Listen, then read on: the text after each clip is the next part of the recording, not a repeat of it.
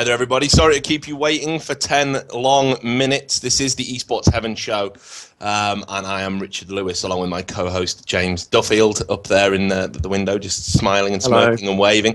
We were a bit late because everything about the topic we're going to talk about today is shambolic and horrible. The topic is, of course, esports journalism, and we're very lucky, very blessed to have the patron saint of esports journalists with us. It is, of course, Rod Slasher Breslau, the man who rose from through the ranks to being one of the sweetest gigs probably is in esports journalism right now. Rod, thank you for joining us.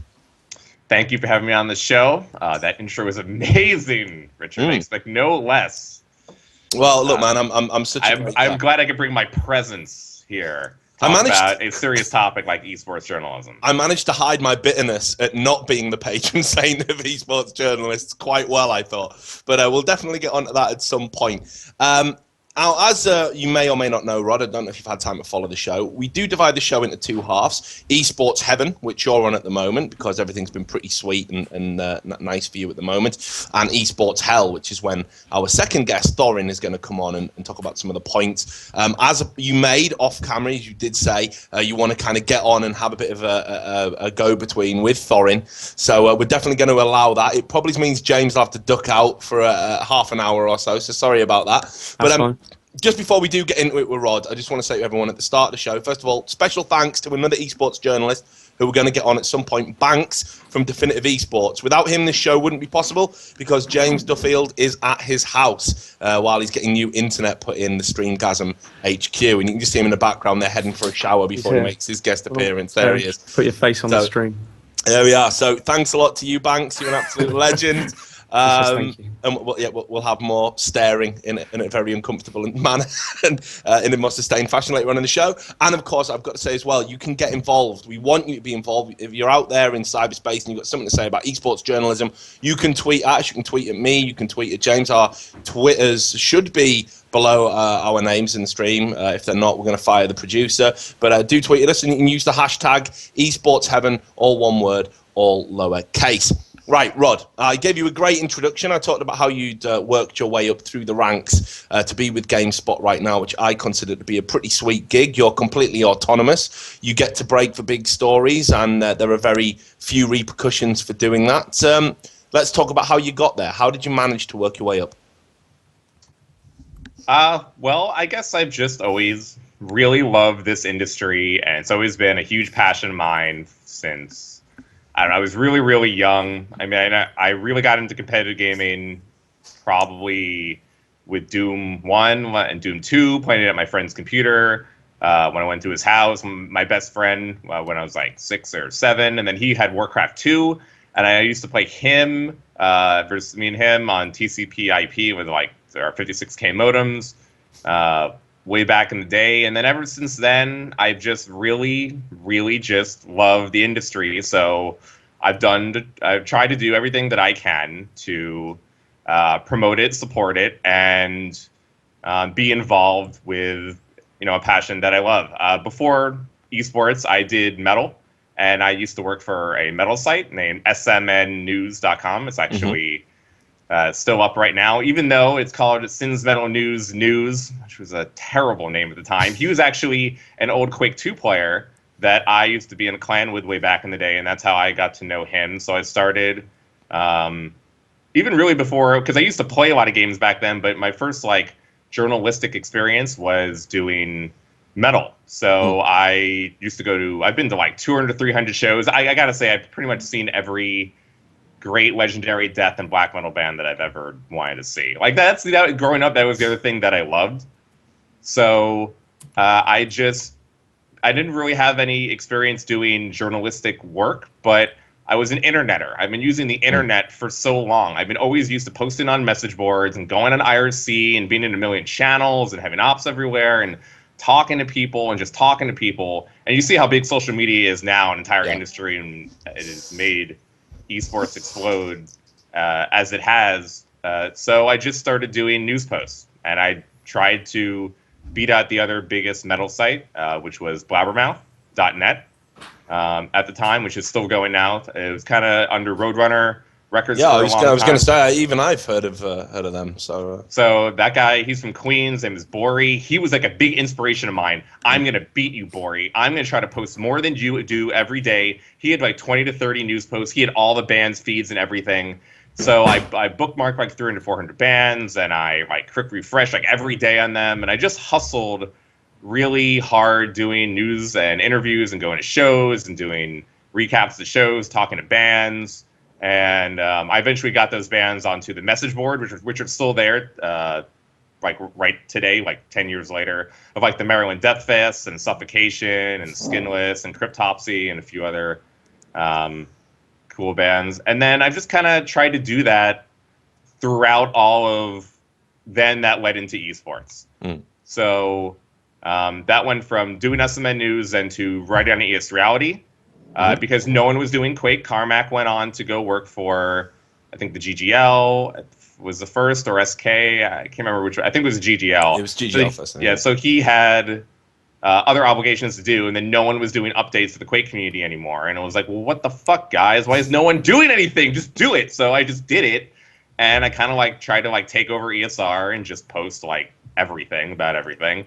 Then I did Quake for Gottfrag because I felt like I wanted to promote Quake as a game, and Gottfrag was the biggest esports, and it was mostly about Counter-Strike, of course, like 95%.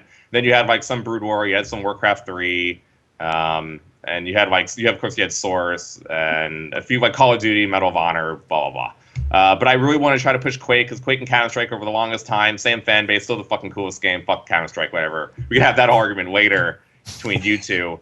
Ruined my whole life, right? You guys have ruined my whole life. But anyway, so I wanted to promote Quake and push Quake, so I left ES Reality to go to Gottfrag and really promote Quake to try to get it more popular. And they ended up doing like Brood War and Warcraft 3 and doing promotion and marketing and all that other stuff. During the time that sorry, this is very long. Go, man. You've had a long career. You couldn't just sum it up in a few sentences. I just want to give some context here, even though it's kind of impossible. All right, so then as Gottfried was being sold to MLG, we were not told like what was going on. We as the writers did not, at least I did not know what was happening, what state, because the rumors of the buyout were happening, but they had lasted for like 6 to 9 months to maybe a year without anything happening, or at least without any word to me about what was going on. So during this time, and we were not paid. So when I worked for Gottfrag, I think I can say I made $200 a month. I Gottfrag. I hope that's okay. It should be cool now to say. So that's not a lot at all, obviously. No. But so we were all just waiting for this buyout to happen, but we didn't know how long it was happening. And I got kind of pushed into a bind where I didn't know what was going on because, I don't know, I guess I just wasn't told. And I decided to go to the World Series video games because they were just going into New York. Good buddy of mine, Ryan Schumacher, had launched Amped Esports, which was a competitor to Gottfrag way back in the day. And then he was bought out by Games Media Properties, which ran WSVG. And then they all moved to New York because it was backed by William Morris. So everything was in New York City. So I decided to go work for them, which led to, I have to say, a very interesting and disappointing experience, and kind of the hell of my life for a year or two between leaving Gottfrag, which I was part of for like a good year or two, and still good friends to many of those people to this day for Game Riot and WSVG. I can't say that it went all smooth. No. In that whole deal.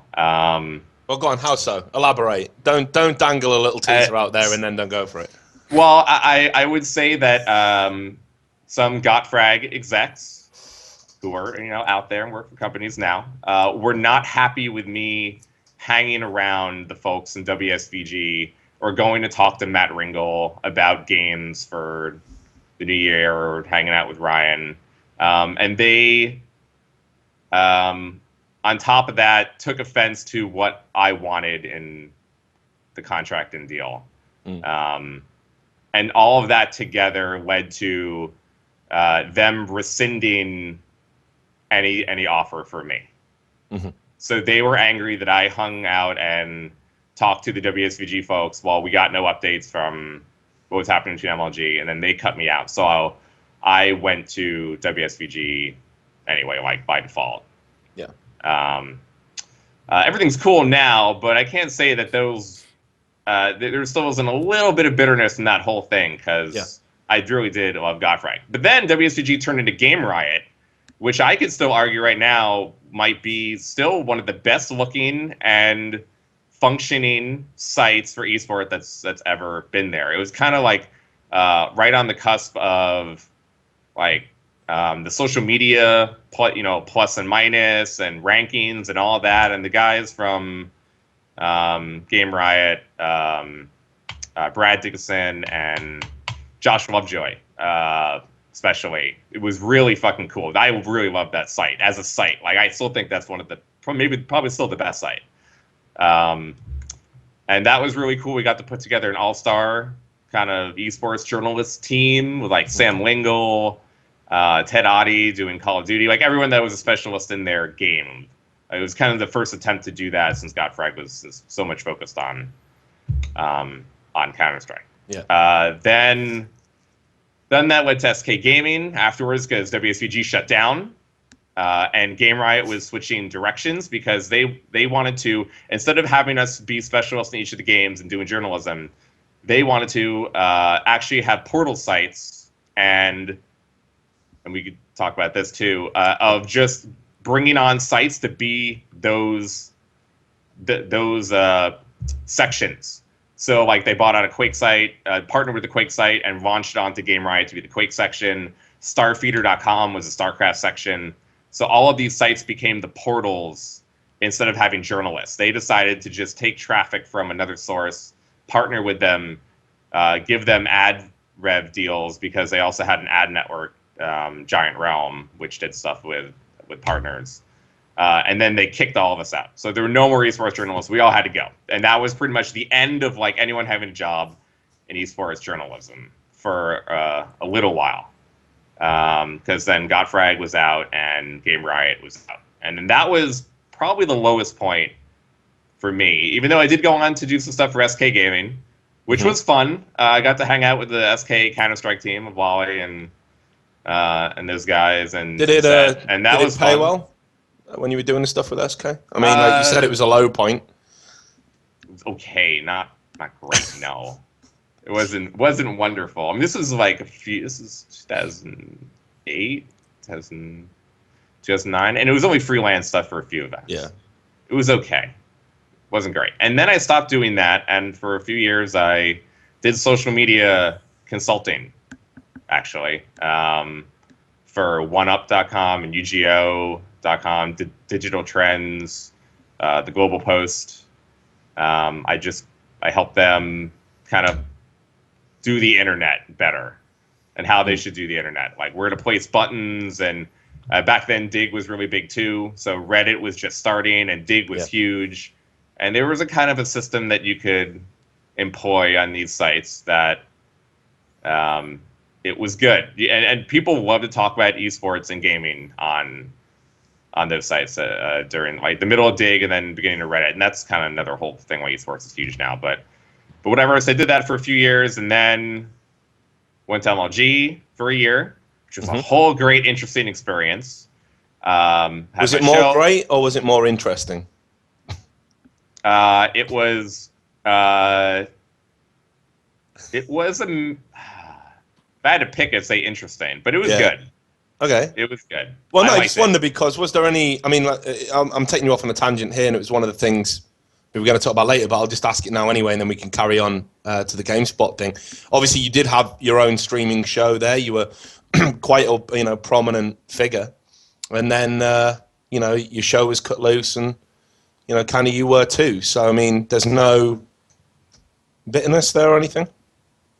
Oh no, because the show shouldn't have been existed on MLG in the first place. I mean, honestly, the show doesn't fit. You can't have an independent perspective esports show on a site run by a league.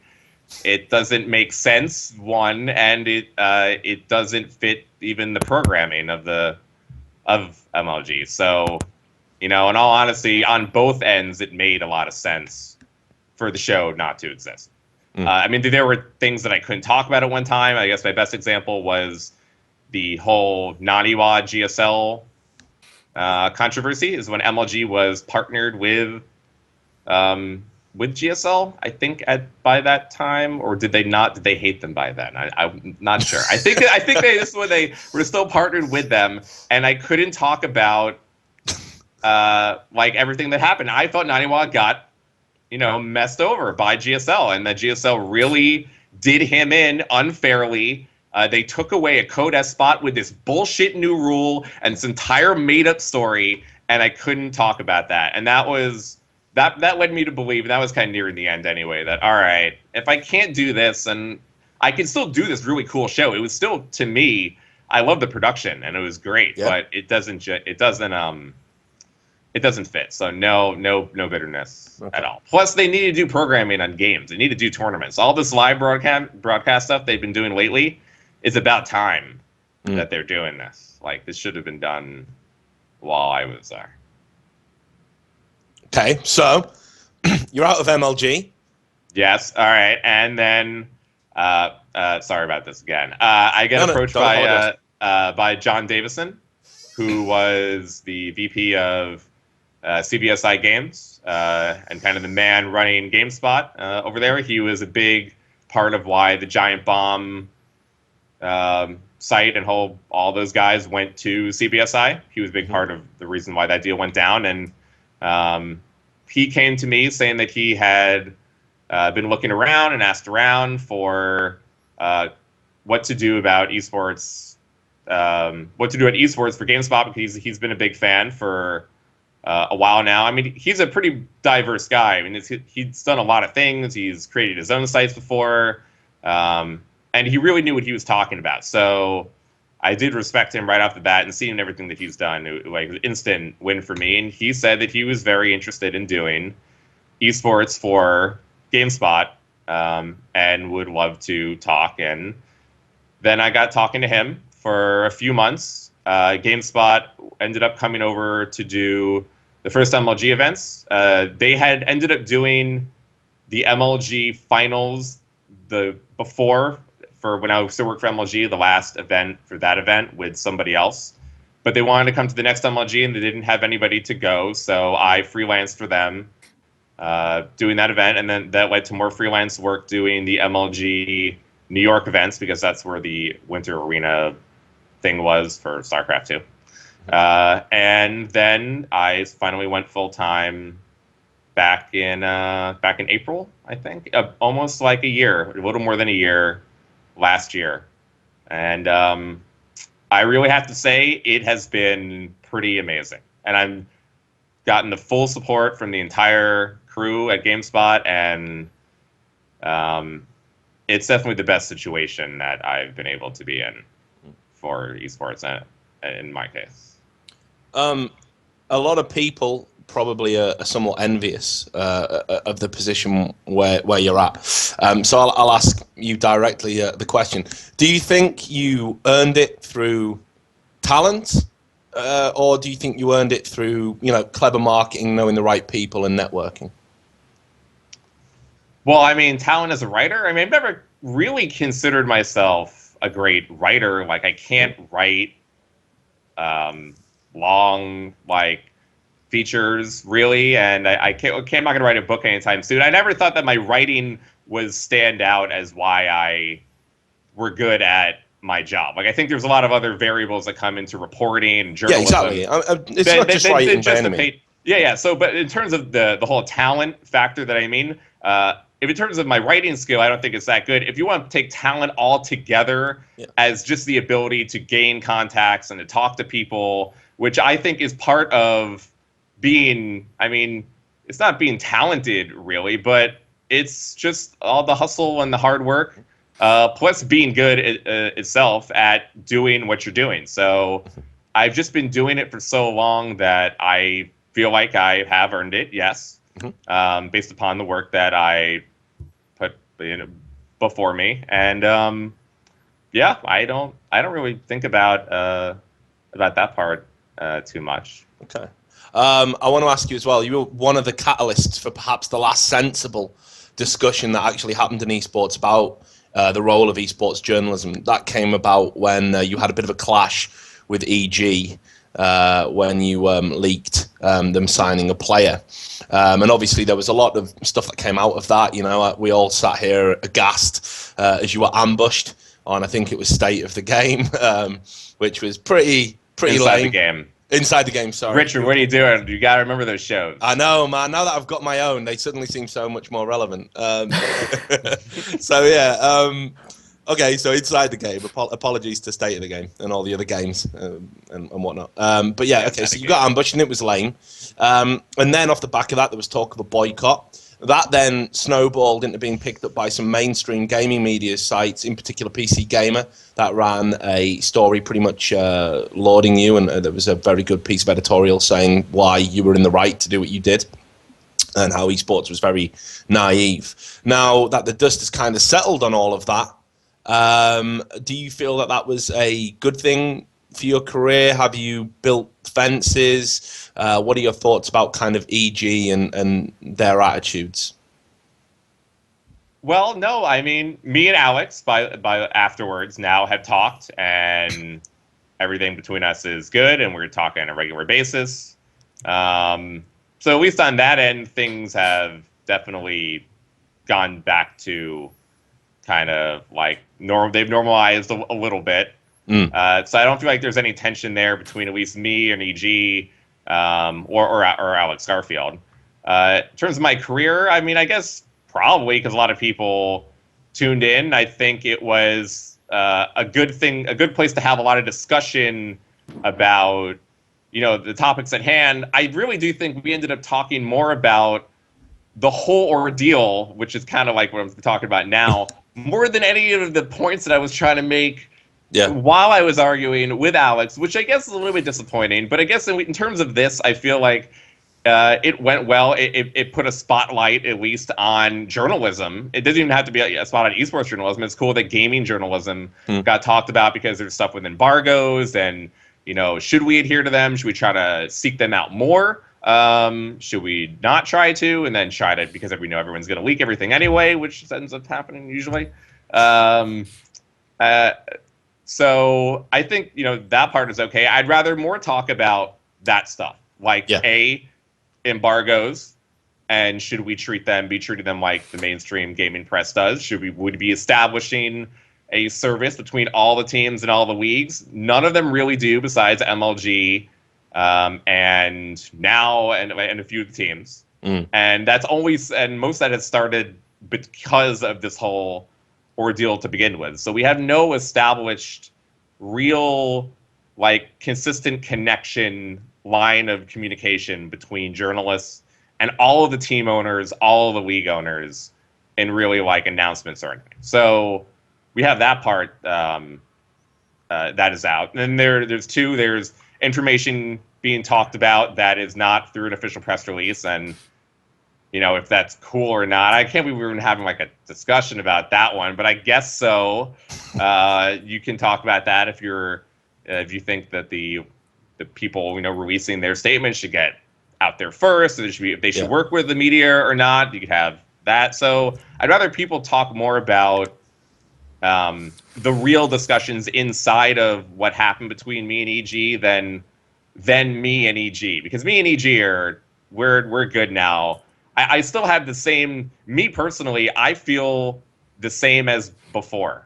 I am open to, and I have done now something with EG that was beforehand, where I was able to do an interview after and release it immediately. But I am also open to still breaking the story on the next EG signing if I have no word otherwise of anything happening.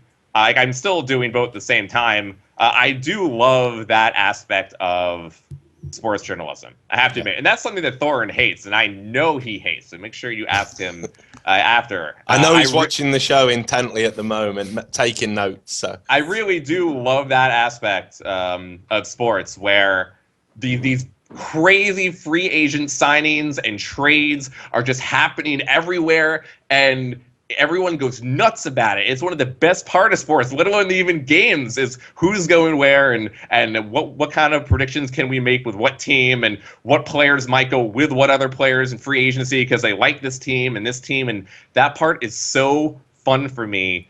And that part is always going to be dictated by the journalists, just how it is in sports. I see there to be no difference or reason at all why this should be any different than esports.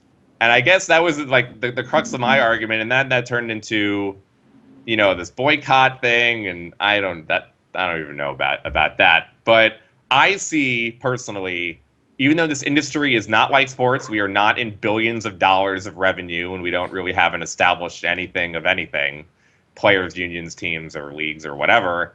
I still will continue to do this because I feel that it's really cool. And I think the fans have loved it so far. I really do. I think it has not hurt at all. I don't think it has hurt EG in the slightest with anything that happened with CLG EU or Stefano or any of the players that I've done a story on. Okay, right. Well, that's a good opportunity to quickly bring James in. I see you've been there with your head in your hands for a lot of it. Hopefully it wasn't too excruciating for you, James. It wasn't excruciating in the slightest. No, I'm just winding you up, brother. I'm just winding you up. So, what's been going on in the Twitter sphere? What have you got for us? Yeah, we've had a couple of tweets. We could always do with more. Yeah. So, as with last week, we're starting slowly, but I'm hoping by the end of the show we're going to have crap loads to talk about in terms of Twitter. So, for anyone who's just tuned in, if you tweet to #esportsheaven, I'll be reading everything that comes through on there, and hopefully we'll get some of your questions and opinions voiced on air. One thing that was said in relation to how we were hearing slash into your intro into journalism with your introduction into like metal websites, and then how there was a lot of ups and downs when you came into esports. Do you think, and this question is from Jonas this on Twitter, is there just a lucky few who can make a living out of esports journalism, or is there more of a market for it, do you think? Do you have to be lucky? I feel like the whole conversation about esports journalism is crazy meta when you consider how hard it is to be a video game journalist. Like, just a video game journalist with the rest of video games, crazy shit that Nintendo, Sony, and Microsoft are doing that they're going to do at E3 in like 5 weeks. That shit is going to be goddamn insane. And it's still hard, really, to be a journalist in this industry that is now almost surpassed music and movies. I wouldn't say it's a lucky few. So now when you focus it on esports, you are really, really focusing it down to a core niche. And when you do that, right now, it is only going to be a few, but with the niche continuing to grow, it will get better. Like, I think, journalism really has had the worst hit of anything. This is part of a point maybe I didn't answer to you, Richard, earlier, but I don't know if I'm considered lucky because I'm there's not a lot of us left, Richard. Do you know that? Everyone else that was maybe a journalist now has a role as a director or a head of something somewhere, which is great because the industry needed people that have been a long time, that have been doing usually editorial work, that have been working as casters behind the scenes to take, the larger jobs in these companies to make sure that they run successfully. And that has left, a dearth of journalists, really, that could be full time. So there's not many of us now, which I actually think is probably a good thing. That there will be, there's not many of us now because there's not that many opportunities, honestly. But it means that there will be more, and that there will be spots open for people to come in. So I actually think journalism is one of the best opportunities for someone right now in esports. And contrary to something like a caster, where there's hundreds and hundreds of casters, and everyone wants to be a caster too. So being a journalist is fucking cool. So I actually think that it's not so bad, but it's pretty difficult. I would beg to differ there, Rod. I've just recently took in a new intake of wannabe journalists, and I've got to the stage now where I've had about 50 applications, and probably it's going to take on about 25. And I know by the end of the 3-month period, and maybe it's just working with me because I'm such an asshole or whatever, but if I've got 1 or 2 left by the end of it, I think that'll be quite an achievement, because, the last intake, we've got exactly 0. And in fact, their kind of lethargy managed to take a few existing staff with them out the door. And I totally get why it is, because, the community aren't very respectful of journalistic ethics. I don't think, they understand what it is we're trying to do a lot of the time. For example, you'll see the word unprofessional bandied around, for having an opinion, when, of course, when you're a journalist, the idea that you aren't allowed an opinion suddenly is complete nonsense. If anything, the idea of completely, objective reporting is, most people dismiss it as nonsense, and because it is. So you get hit with a lot of that. People aren't very appreciative of your efforts anyway. There are certainly a million more rewarding roles. You can be a player, you can be a caster, you can be just a video content producer, and for example, someone who talks a lot about journalism, prime example of this is Total Biscuit. He produces popular video content, talks a lot about it as if it's almost interchangeable with journalism, which I don't think it is. I don't think it's fair to lump it all in. It's not content. Journalism is something. It's a type of content. It operates independently of a lot of the stuff. So I would totally understand why people wouldn't want to come through and try and make a living out of this, because it's incredibly hard, and there's hardly any financial rewards. It's not valued in a monetary sense. It's not valued by the community you do it for. I don't think everyone gets a big pat on the back, well done on breaking that story. What always seems to come out of it is a debate about whether it was cheap journalism, whether it's professional, blah, blah, blah. You never just get, well done, thanks for breaking that. It never happens. So to be honest, the reason why people don't really make a living out of it is because, one, no one seems to value it. And the community can change that tomorrow. If the community supports journalists, you can command a salary. I mean, that's pretty much what happened to me. A community got behind me. They're not behind me anymore, but it's too late, so fuck them. But they got behind me, and I got paid off the back of that. And if people were to support journalism more, there would be more opportunities. That's my take on it. I do think it has gotten better. I mean, personally, I feel like while I've gotten a whole lot of shit, I have a goddamn hashtag called #FuckSlasher, right? I get it. So, and I get shit constantly, like all the time. But besides that, I still feel like the community has actually supported the whole breaking news, the whole thing that happened between me and EG. I think that they have been actually pretty supportive of it, and I feel like that they are now recognizing the significance more, and I think it has gotten better. I think you could actually point to League of Legends as to see how someone like Travis, who works in the GameSpot, has been, hailed as one of the best people of the community. I mean, of course, he has done other things, like, with Doublelift and housing him, and like he has strong ties, but like, you can get the recognition, I think, more now than ever. So maybe I'm just not as pessimistic. I think it is the best that it's ever been. Okay. I don't know if it's great, but it's still, I think it's pretty good. Okay, well, so hopefully that answered that question. You got another one for us, James? Well, yeah, in a similar vein, you were saying there's lots of opportunities opening up for younger gamers who are aspiring to be journalists. What sort of advice and tips would you give them? And that was a question from Lol Rindex on Twitter.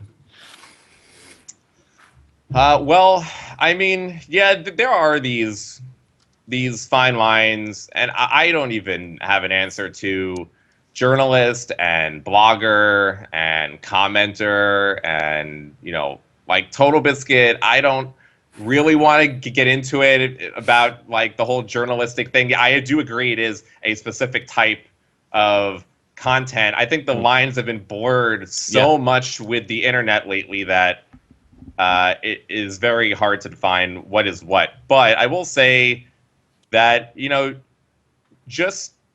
I feel like it's always just do it, but it always is really just do it. Do whatever. Okay, there are two things. It's whatever you feel the most confident in and that you could do in terms of producing content. So if it's video or if it's written or if it's audio or if it's whatever, make sure it's the best thing that you could do. So make sure interviews, or if it's feature-length articles, or it's analysis, or it's breaking news, or it's just quick news, or it's you're really cleanly edited, or just something. Whatever you're really good at, do that. Oh, Have we?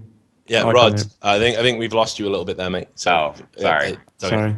There you go. Yeah. No, you're back. You're Sorry. back. Yeah. It was good. It was building to a crescendo. Oh yeah. So Hang on. then did I get to B? Yeah, is it B. still what needs to be done? So Yeah. esports needs some things still. Like there can be more power rankings. There could be still more deep analysis on specific games across all the genres of the millions amounts of games and tournaments that are being played every day with like 50 online. Like there's like so much stuff right now to cover. It's almost impossible. Like there's a lot to do.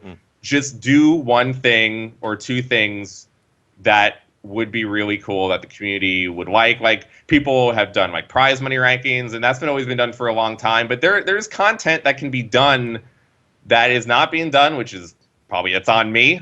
That things are not being done as much. But I think there's openings and opportunities. I think I'll just move away from you there, James, because I've got a follow-up question.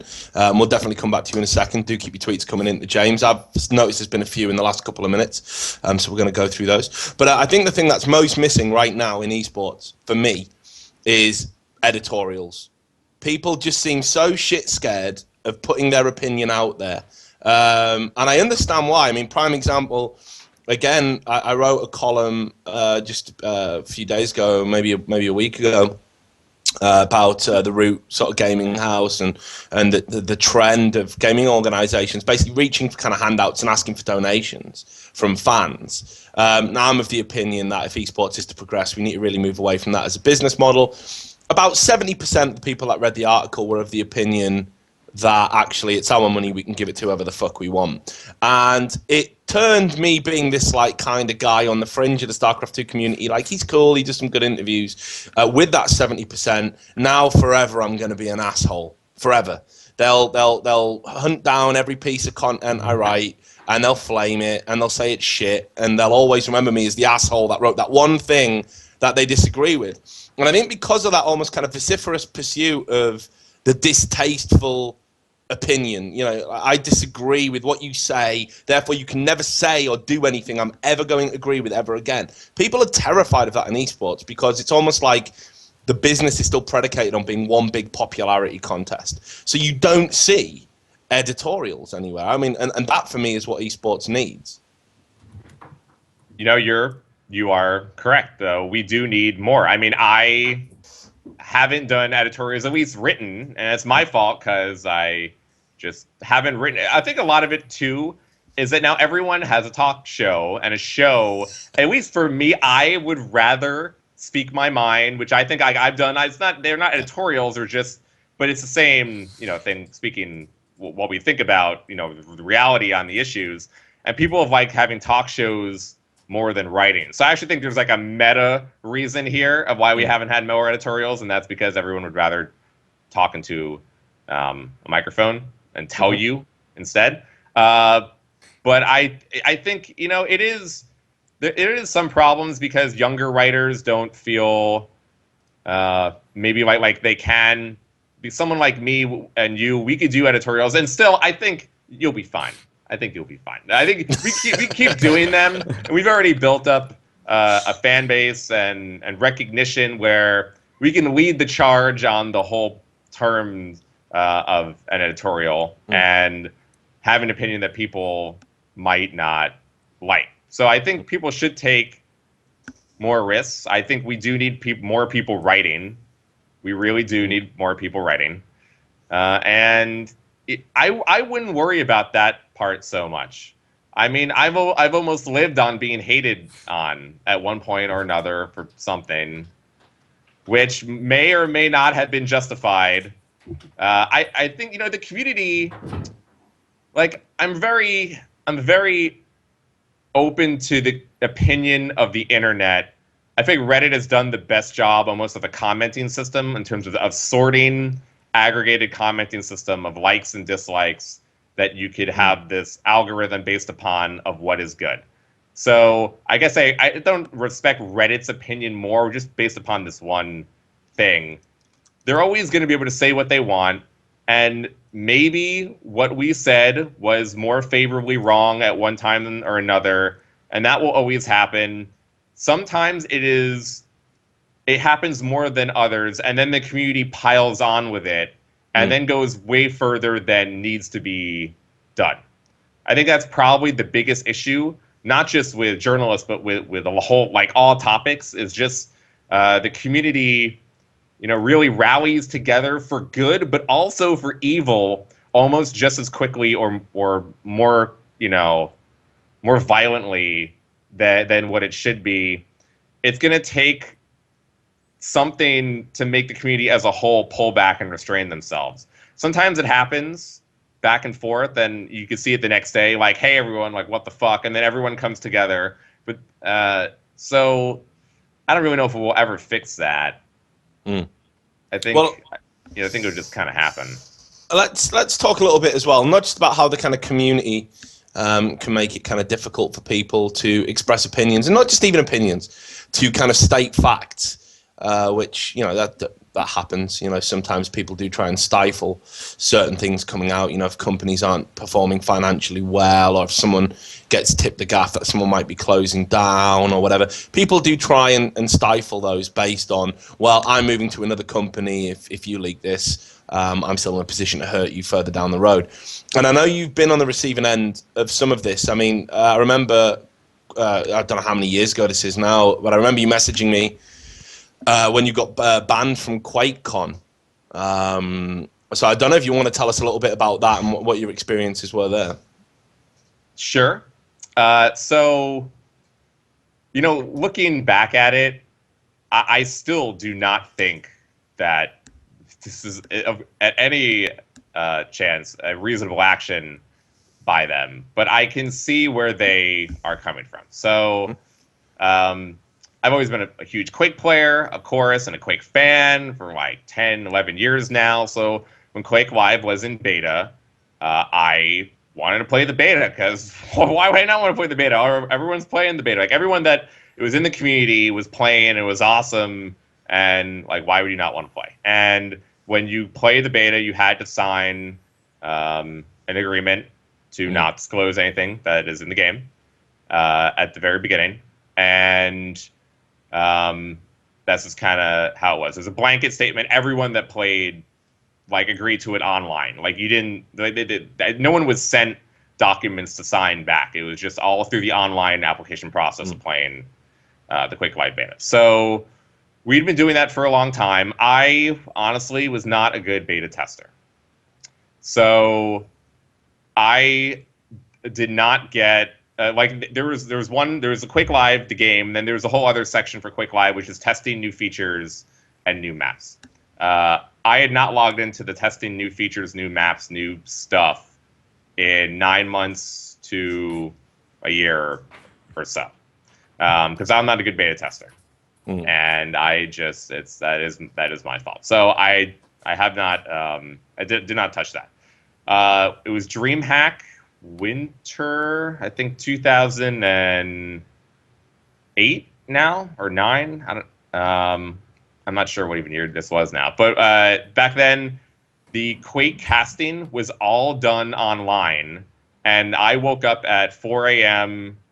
every night because you can connect into Quake Live through a different IP. You don't have to be at the event itself to do broadcasting for DreamHack. Yeah. That weekend, there was a leak on ES Reality that had been talking about the new maps that were coming to Quake Live. Most importantly, that being Aerowalk, which is Hub, probably the most popular, famous Quake map of all time, the most played map in every tournament, the favorite map in every tournament. It had not come to Quake Live since then, and it had been posted on ES Reality with all the information on the new maps that were coming out and the new info that was coming out. I was casting DreamHack. It was the end of the cast, and people had posted it on ES Reality. So I went to ES Reality and I read the post on the forum for ES Reality. We finished up the cast, and the next day, my Quake Live account was banned. So I couldn't cast the DreamHack games. So there was no one casting DreamHack, and I had to talk like, hey, what happened? And they said, oh, you talked about stuff that was private. You can't do that. And I said, well, yeah, but it was posted on ESR. It's ESR. There's no, it is ES Reality. It's everywhere. It's like 1,000 comments. And I was just reading it because we were going between games, and it was like, I was up for like 8 hours, right? It was at the very end. I was reading it. It was really cool. And I'm like, dude, really? I'm casting DreamHack. Can you give me the account back? And they said, no, you're banned for 30 days.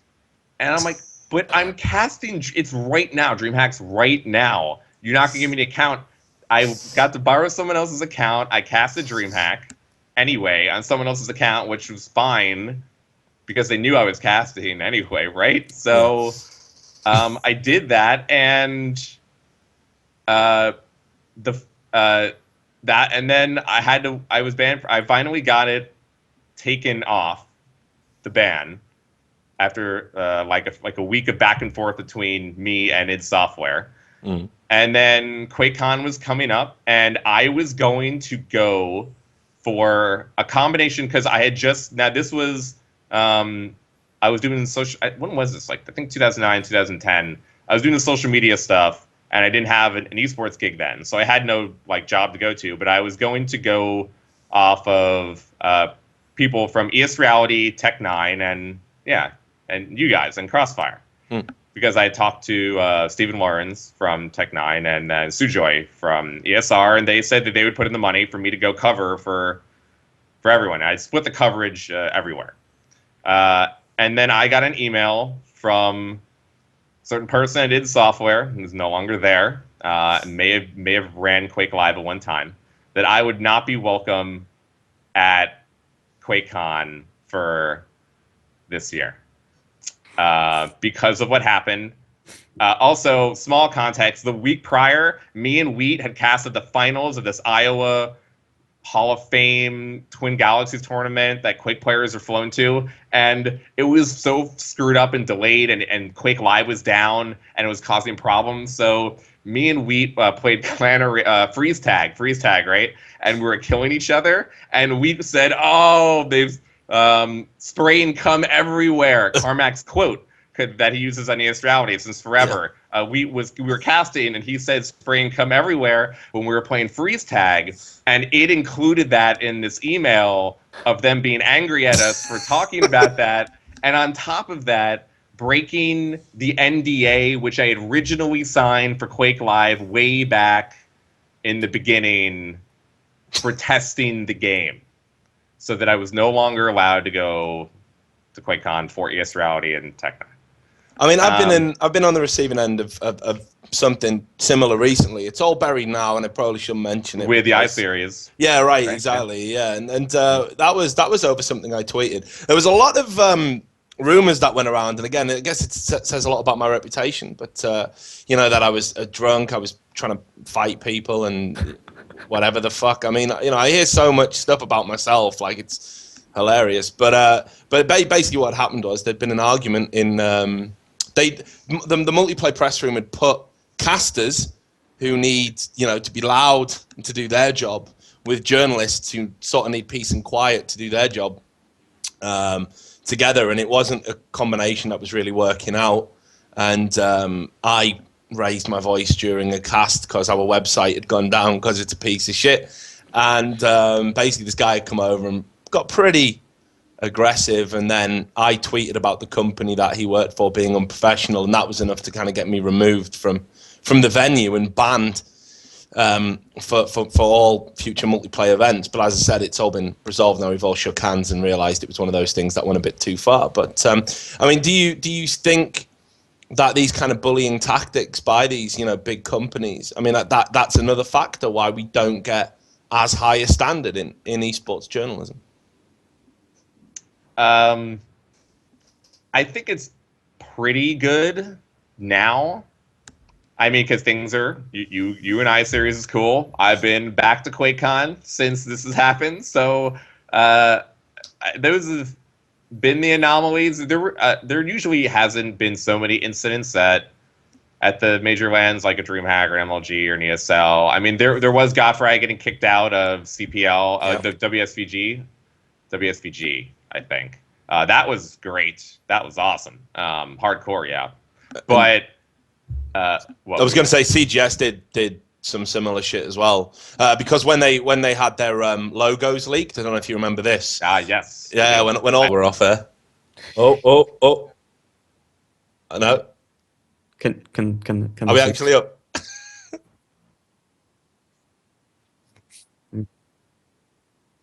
Oh my god, there's a great fucking. I found this fucking crazy shit. You're gonna love this, man. Right, we're up. Producers in my ear telling me we're back. So that's what happens when you talk about CGS. Don't fucking ever. If you're gonna mention anyone on your show, don't make it CGS, because Scott Valencia will fuck you over. He will fuck you over hard. Now, just be. It might not be Scott Valencia. He can afford lawyers. So no, not Valencia. Disclaimer. But anyway, right. What we were talking about before we went down, the esports Illuminati striking once again, was we were talking about when CGS had their logos and names of the new franchises leaked. Basically, a lot of websites obtained this information, and you were told in no uncertain terms if you basically didn't take the story down, or if you ran the story, you were not going to be welcome at the events, which at the time was one of the biggest things to happen at Counter-Strike. Full stop, I would say, because a lot of the 1.6 players switched across, and a lot of esports titles. So you weren't going to get to go at the events if you ran a story. But a lot of sites did, and obviously what Slasher was saying was he was involved in that, and he's managed to dig out something actually from back in 2007, which is great. So I didn't even realize this, but I broke that story. That was me. Yeah, go really? Me. It was actually you. It was me. Hats off to you, bro. There you go. So the only thing I could find, because Game Riot is down, no longer exists, and the files aren't there, there's no more content, which is kind of sad. Gothfrag 2. We have lost a whole bunch of stuff.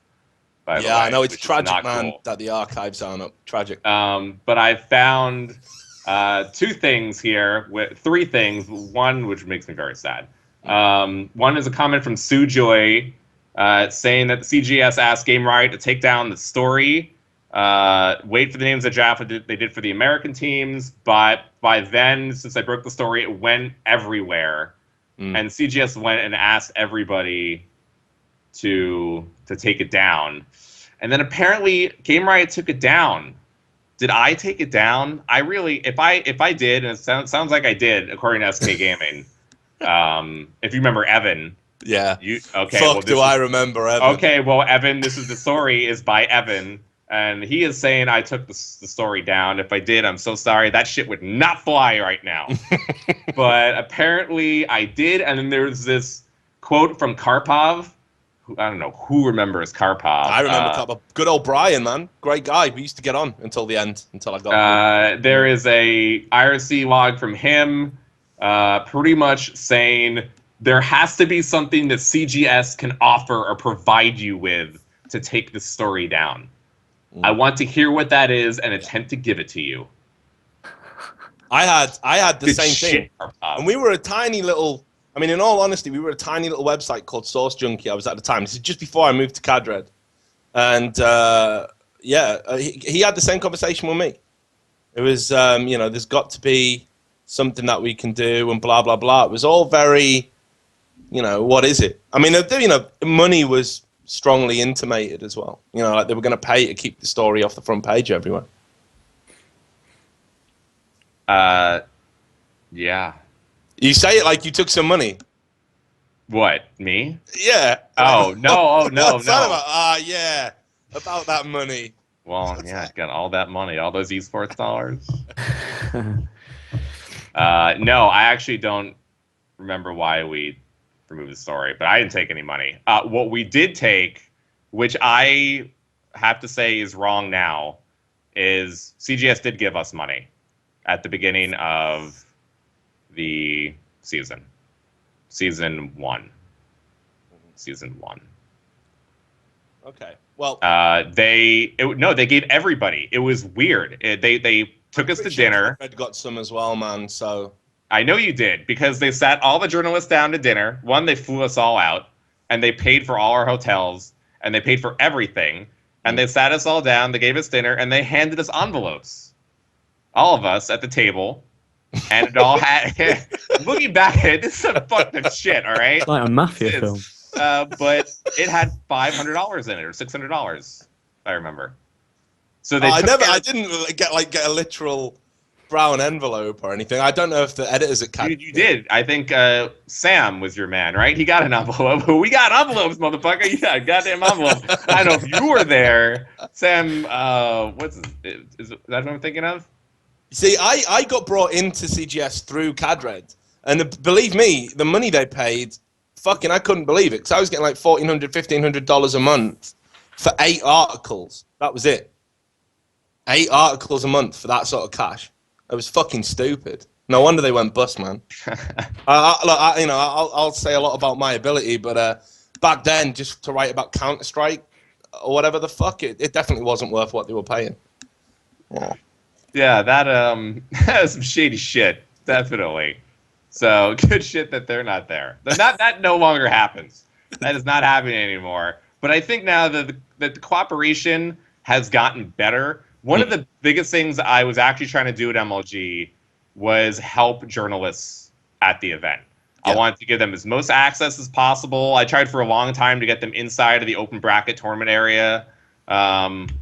And I was overturned on that. They still don't allow like coaches in. Glad that the whole thing is gone. But anyway, so like I try to really help the press as much as possible. I think now that everything's gone along better, it's as good. It's as best as that it's been, even though the situation still isn't good for all the events across the board in terms of reaching out and working with the press. I can say I only have consistent conversations with one league on like what is happening, and things that could be done around it, what kind of coverage that can be done. So I really know that the leagues and the teams could be doing way more to work with us as the press to help them do things that would be cool, not just stuff that may hurt them. And I know that is kind of one of the concerns that like Alex brought up, but there's not many of us right now, so just work with it, please. Right. So but just before we go back to James and then take a break and whatnot and try and bring Thorin into the equation.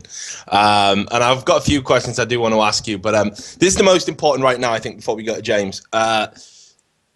Breaking those stories, like the things like the CGS leaks and some of the other stuff you've done.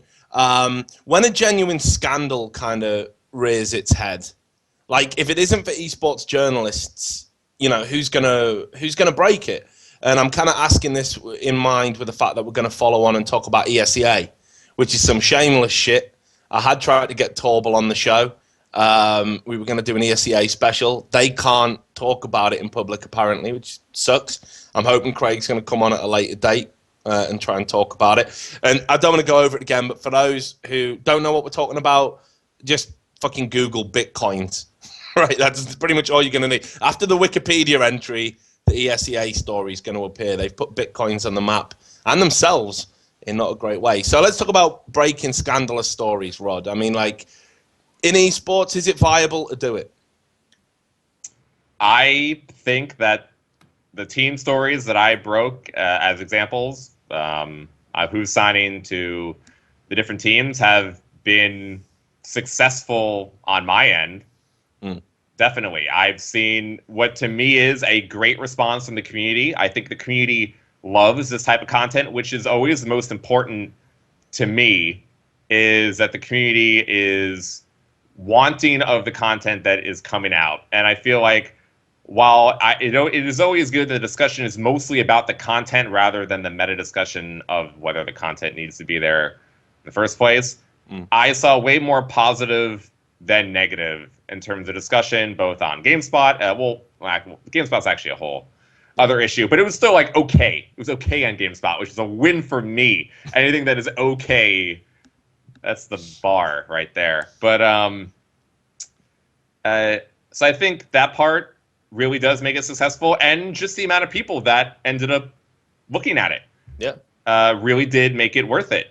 I will always do it again. So I think in terms of a basic, like things that are not scandalous but that are breaking, are definitely newsworthy and should be pursued. So trades and free agency and what leagues are doing and what teams are doing. Really, if you want to make a name for yourself, that question earlier, go do some shit like that, because everyone is loose-lipped, and we as the industry has to get better at this, which I think I have helped.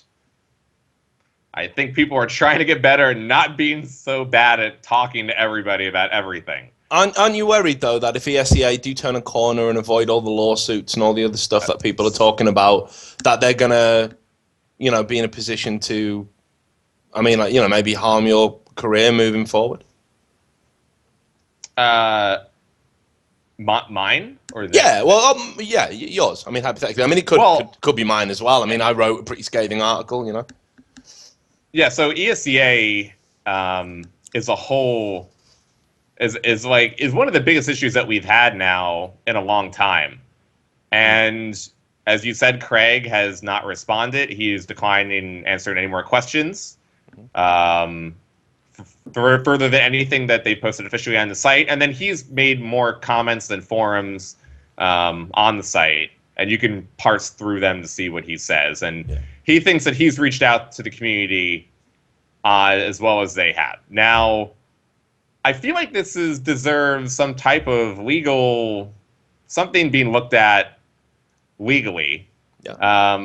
We have the obligation to cover this story to see what is going to, transpire. There needs to be more. We need to see more about how many people were really affected by the computer overheating thing. So how many computers in total were affected, and is ESEA actually going to be paying back the full price for everything that needs to be paid? That's probably the biggest concern in terms of a community directly related to what is going on. And then there is probably the bigger issue of all the legal applications here, and if they can apply, this to the client and what you agree to for having this, and then this is included in there. So we do have to stay on top of this. I don't know if we should be the ones to be bringing in the legal questioning here, if it's being looked at or not. Or I would think that maybe we will see a suit from a single person. Well, I invited. There's a guy who emailed me who's running the lawsuit and organising the class action against him. I invited him on the show because I'm a sneaky fucker. I was going to have him and Torble on the same show. That was the plan, but I don't think it's going to happen. He didn't get back to me. I know. Look at that. You know what a scumbag. Like, what a pure scumbag that it moved. Like, but yeah, he didn't get back to me either. So I don't know if it's a legal thing, like whether they can talk about it or not. But just quickly before I go over to James, Rod, just personal opinions on it, just for fun. I mean, it's the most outrageous thing I've ever seen in esports. I think so anyway. What do you think? You talking to me or James? Yeah, you. Oh, okay. Yeah, I mean, I said it live on 3 that I think LP Kane should resign for the good of the brand, and that's not absolving Craig Levine either, but I am taking him currently on his word that he did not know about this beforehand. And then if he says this is all on Jaguar, there has been no indication that he has been fired at least, and that needs to happen. I cannot see how the main person responsible that they are blaming is that there has been any indication that he no longer has his job. Everything that has been pointed to and said, or rather not said, indicates that Jaguar is still working there, and that him and both LP Kane are just now being quiet, and they're not speaking like they should have did in the first place, or thought more before they spoke. just asinine comments. Really, I think that is still what irks me and everybody off more that even how much damage was done, and even like the real ramifications of putting something on your computer without you knowing. I think more people were still angry at the responses that they gave to the concerns to begin with, and I still think that's probably my biggest problem too. And I've seen nothing that has been done yet to make me feel any better about this. So I can't see how the community does too, even though they are trying, ESEA is trying really hard right now to make their community happy on ESEA, and not to the outside. Yeah. So they are cutting off everyone from the outside, and they're trying to deal with it in-house, which is probably smart for them, but we have to keep an eye on what is going to be happening there. Okay. James, it's time to bring you in. What is happening in the Twitter sphere? Well, we have a very relevant topic in relation to the ESEA story. Mm-hmm. I'm just going to read it straight from Twitter. Sir Scoots asks, he's saying, Richard went on record stating that he pointed mainstream media to the ESEA story. Does Rod do that? Good stories, negative stories. Is that something you would do?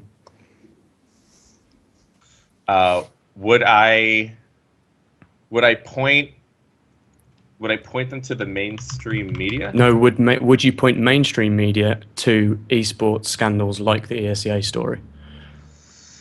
Oh, Yeah, basically, sure. what I did was, when the story broke, I contacted like mainstream gaming media. I contacted people, like, I was fucking emailing people at the BBC, even newspapers, just everybody, guys at the Independent that I know and have worked with. And I was like, you've got to get on this. This is a fucking big story. And I wanted to spread it as far and wide as possible, which, again, it sounds like a dirtbag thing to do. But I feel that if it had just been a few websites like Cadred or whatever, it wouldn't have applied the pressure for them to do the right thing. So I guess what Scoots is asking is, would you ever kind of leverage the mainstream media in that way?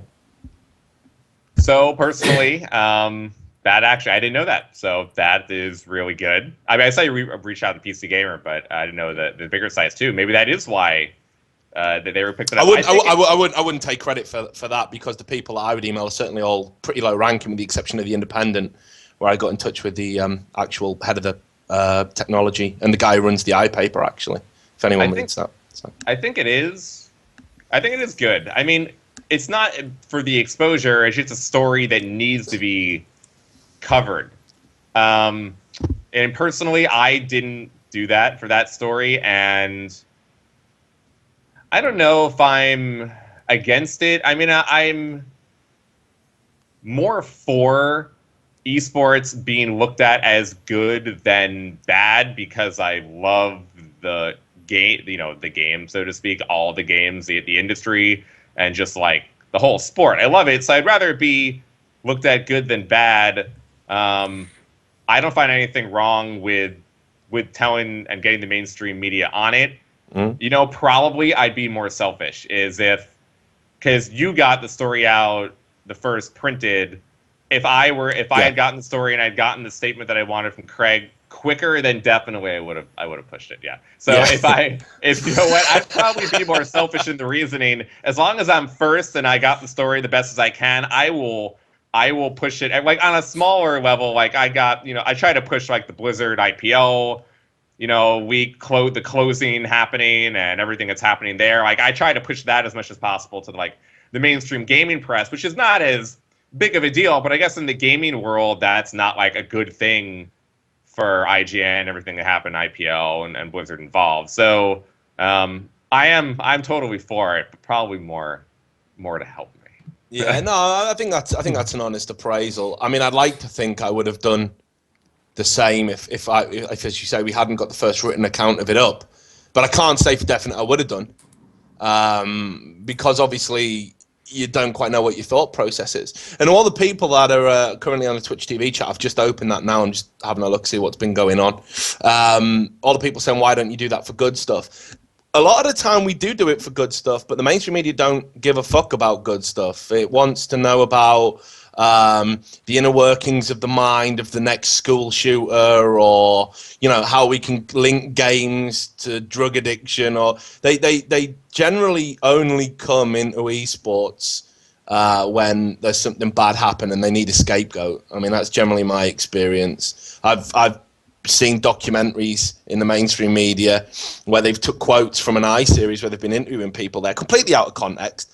And those same gamers, are coming to me and going, but I said all this other shit as well, and they didn't use it, and they took that one line that I play for 12 hours a day or whatever. But that was qualified by some earlier stuff, and I'm very dubious about it. But in the same way the mainstream media uses us for and finally on the news or some novelty fucking story, we can leverage them to apply, pressure to people so we can get the outcomes we want to see as a journalist. So I consider it a two-way street where you have to be very blinkered in what you want out of it. And I don't think the mainstream media ever want to do us any favors.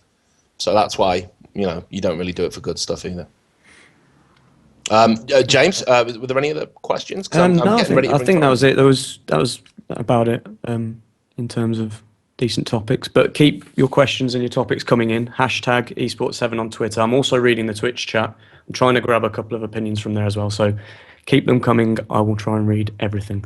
Right, well, it looks like we're about to take a break. Now, how this show would usually work is we're about to switch to Hell, Rod. We're about to go into Hell. By the way, but before I know you're switching to Hell, but this wasn't heaven. I felt like I'm stuck in. This has been purgatory. No.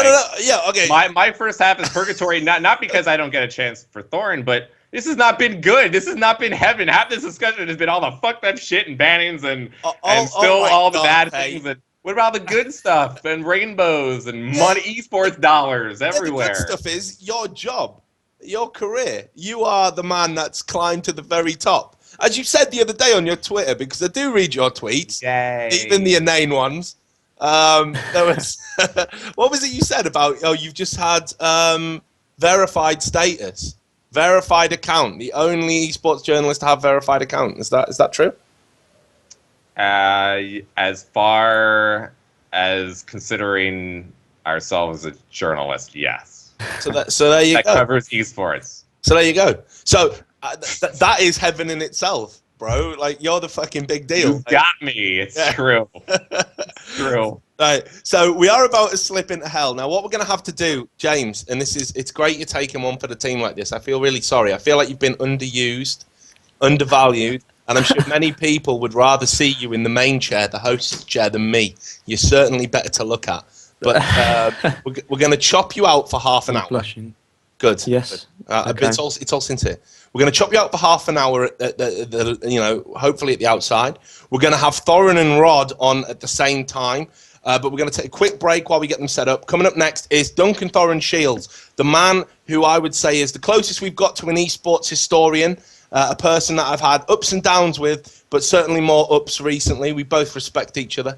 And one of the greatest things about attending events is sitting in the press room and bitching about how shit esports journalism actually is with Duncan. So he's going to tell us a little bit more about that after this break. Do stay with us.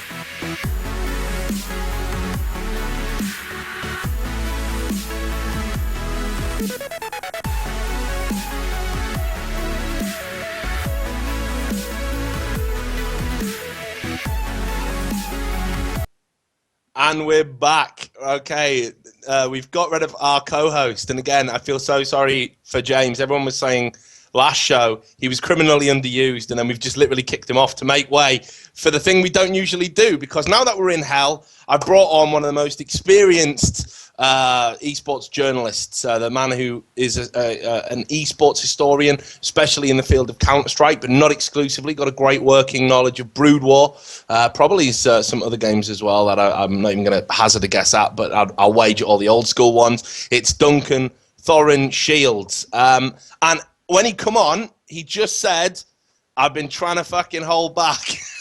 I've got lots to say. So let's talk about it on air. So I'm just going to let him go. Duncan, go. Well, first thing I wanted to ask, and this is crucial, is how long does this show actually last? Like, when will this show end, roughly? Maybe never. Okay, because essentially the post that was put up promoting it said it lasted 2 hours, okay? Yeah. And the plan was Slasher would talk for 1 hour, then I would come on and talk for another hour. Then the show goes live. I first of all hear Slasher saying like, oh, I want to talk during Thorin's part as well. And then Slasher talks for fucking 90 minutes in blow by blow, excruciating detail of who did what, who said what to what email. Slasher telling a story, right, is like a fucking trace route. Instead of saying like, go to nba.com, he's like, send a packet to IP 17984. And then it goes to this one. Like, dude, you've got to be like concise with stories. Get the interesting part out there. This is why you don't write articles, because Jesus Christ, he was talking before about Total Biscuit shouldn't be considered a journalist. That's cause anyone can just get on a mic and start fucking waffling. If you put a transcript of a Total Biscuit VOD, even his own wife wouldn't watch that shit. Like, these aren't even stories, dude. They're just lasting forever. Like, you got to get to the point. Like, you told about 4 stories in 90 minutes. Like, that was more boring than some feature films I've seen. Like, I would ask for my money back or walk out during that. So what I want to know is, when we have our discussion now, how much, like, is Slasher going to be here the whole time talking to me? If so, can he please finish sentences before he takes a breath? Like, you can't have a sentence span 5 minutes, bro. Rod, Rod said that he just wanted to maybe, respond if there were any rebuttals to Rod's style, because the way it's been billed to me, and I wasn't aware of this when I booked you both. I don't know if there's some sort of rivalry between you two, or if you. There really isn't at all. Okay. Here's the story of being Slasher, essentially, right? We get along perfectly well behind the scenes, like all of us on here. We all get along. We're very amiable. But the problem is, me and Slasher have almost 180 degrees on every single thing in esports. Now, it's very rare that people can actually get along if they have those views, but we make it work, okay? But the problem is, what just happened here is like I had a pretty relatively upbeat mood coming on this show, okay? Then I had to endure the 90-minute water torture of Slasher's stories.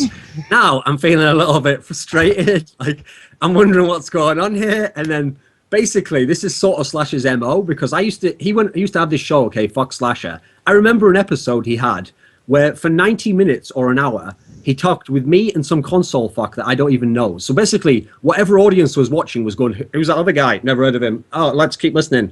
And then at the end, he brought on Get Right, who just won ESWC, the first Swedish title in like 10 years or something. And then he was like, so how does it feel, Get Right? And then after like 1 minute, he was like, well, that's all we've got time for. Goodbye, everyone. And everyone watching the show was just like, what? So I'm just saying, can we decide now where we're going to go, and let's get straight into some good stuff. Right, okay. Right, let's get into some good stuff. Thorin, you've been around for a long time, a very long time. You currently are the editor for a team, Team Acer. You certainly don't have as, maybe I'm wrong, correct me if I'm wrong, but certainly I wouldn't say as high profile or lucrative a job as Rod. Yet arguably, you've been around longer. That's not arguably, I think that is actually a fact. I guess you can fight over that yourselves. And arguably, you're of a similar ability. So, how do you feel? Oh man! Don't make this more difficult than it has to be, Duncan. So, do you? How do you feel about that? And do you feel that like you need to be a certain type of person to make it as an esports journalist? I mean, your intro is very apt for the topic at hand, because essentially, if we were to intro it, I'll be an objective person here. Essentially, what you're asking is, I'm better than Slasher in a lot of ways, but Slasher is much more famous and much more well paid, and his overall profile within the industry is much better. So essentially, does that kind of like annoy me, or what do I think about like what it takes to stick it out in these different jobs? Like basically, I think of it like this: like if you want to do certain things that you really, really want to do. So like, I want to be able to do this over here, but you can't be paid directly to do that. Then there's two ways you can go about it. You can either go, well, no one will pay me, so I won't do it, and kind of sit on the sidelines and just complain all the time. Oh, I could do that better. Or you can find someone to pay you to do something connected to it, and then you can sort of use that to do it on the other side. So I always think of it as the analogy of the director Steven Soderbergh. Okay, a lot of people will know him only for these very big mainstream movies, so Ocean's 11, stuff like this. But what he actually does is this classic sort of movie maker way of dealing with producers, where you tell the producer, okay, I'll give you a mainstream movie, you guys pack it with all the stars, we'll make a lot of money, but then I want you to let me do a movie over here. That's when I really want to do this. It's like a passion project. It probably won't make a lot of money. Maybe it'll be like a cult hit or something, but I'll even the ledger out by doing that. Okay, so I'll do this over here, and that'll allow me to do this. That's kind of how I think of my job in esports, because if I work for a really big site, it's very unlikely anyone's going to pay me to do the stuff I'm really, really into, because sometimes it's hit and miss, sometimes it's very niche, and so it's not really as sustainable, and nobody really pays big bucks for that stuff. Yeah. So I always look for jobs where I can contribute something in another area for the job, for the company, and do exactly what they need, but then that allows me then have a lot of free time to do what I want to do over here instead. And so essentially that's why I work for Acer at the moment, because even though profile of the team, if you took away the StarCraft 2 results of when Zerg was imbalanced as fuck, our team's really just like a medium-sized European team. And yeah, we're jostling around there. We're trying to become like an SK or a Fnatic, but really we're more around like a Mouse Sports, Western Wolves, these sorts of teams,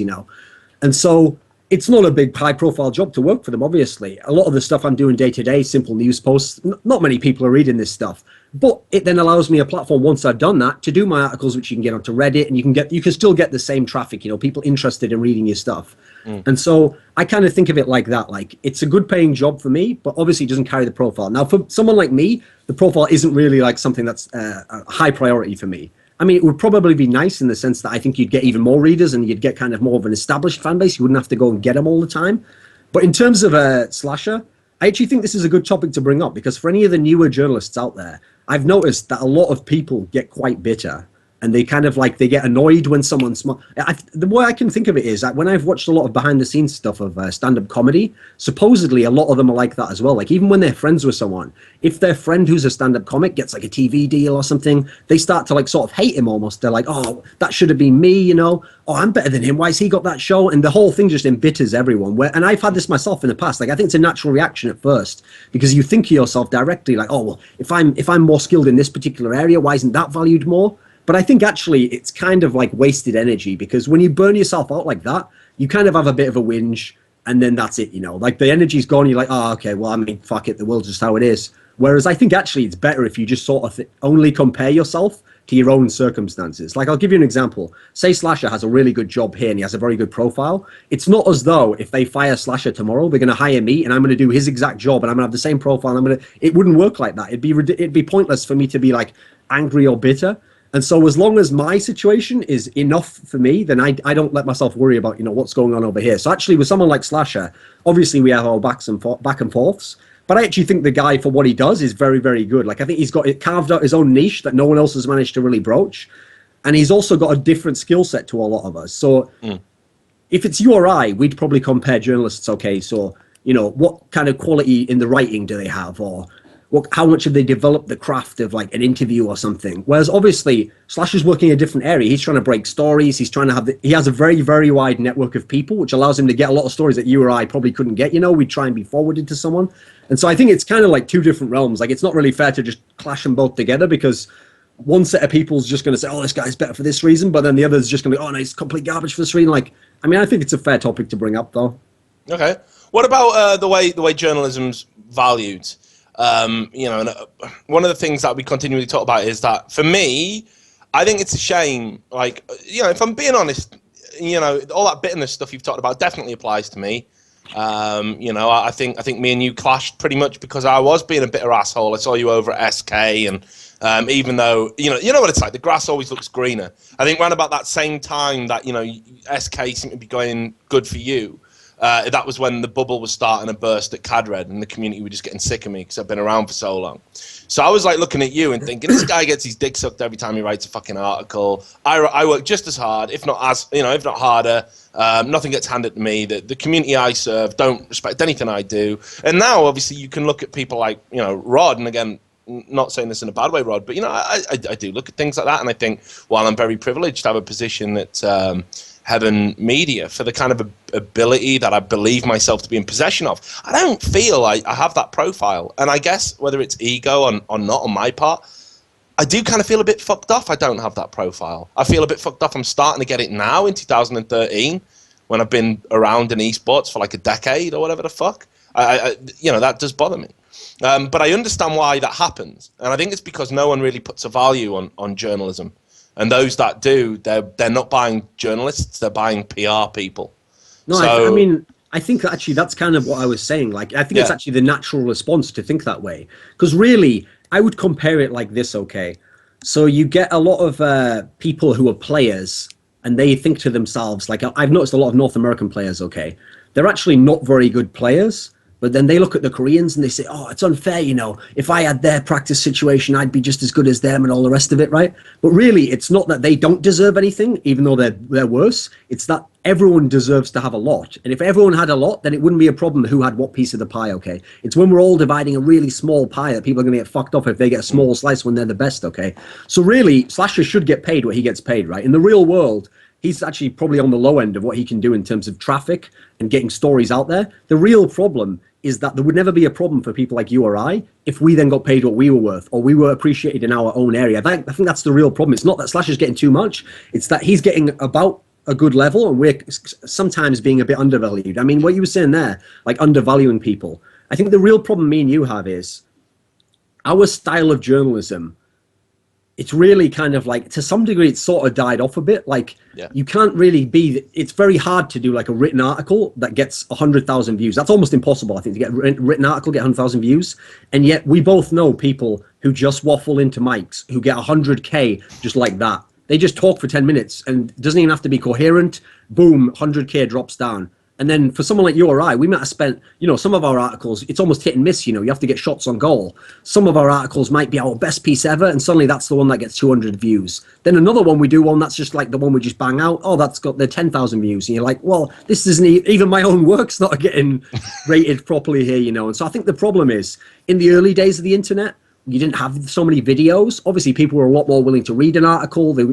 Our sort of stuff was sort of primed to be on top. And so that's our classic era we're thinking of. And so when we think back we think of some of those people, and they were lauded as though they were like bloody, like the Christopher Hitchens of the field. Meanwhile, they were just writing like columns where I sometimes broke down the formulas of people's columns, and they would do 4 paragraphs and that would be it. Like, that's not a column, mate. You haven't even set the thing up there when you do four paragraphs, And yet these people would be lauded as incredible intellects. And so then we've come along years later. We've worked on our craft. We're doing these huge pieces, boom. And then it's like, too long, didn't read, all that sort of stuff. TLDR, and so right? You just think like, what the fuck's going on here, guys? They're going to put that on my fucking tombstone, I think, TLDR, you know what I mean? It's going to be no Basically, fucking eulogy. He was a cunt.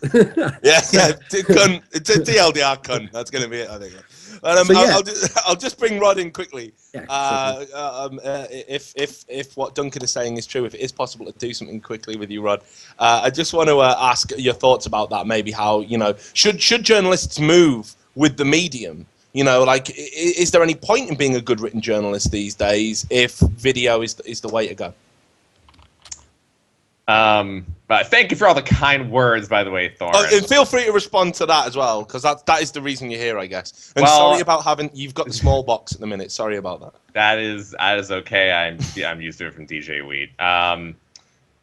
No, just I would thank you, Thor. That was wonderful and show for me. But for the for this, I mean, the medium has changed. It's not only video. Like, there are still people that can do, live streams or their videos and only get 200 views on their YouTube channel.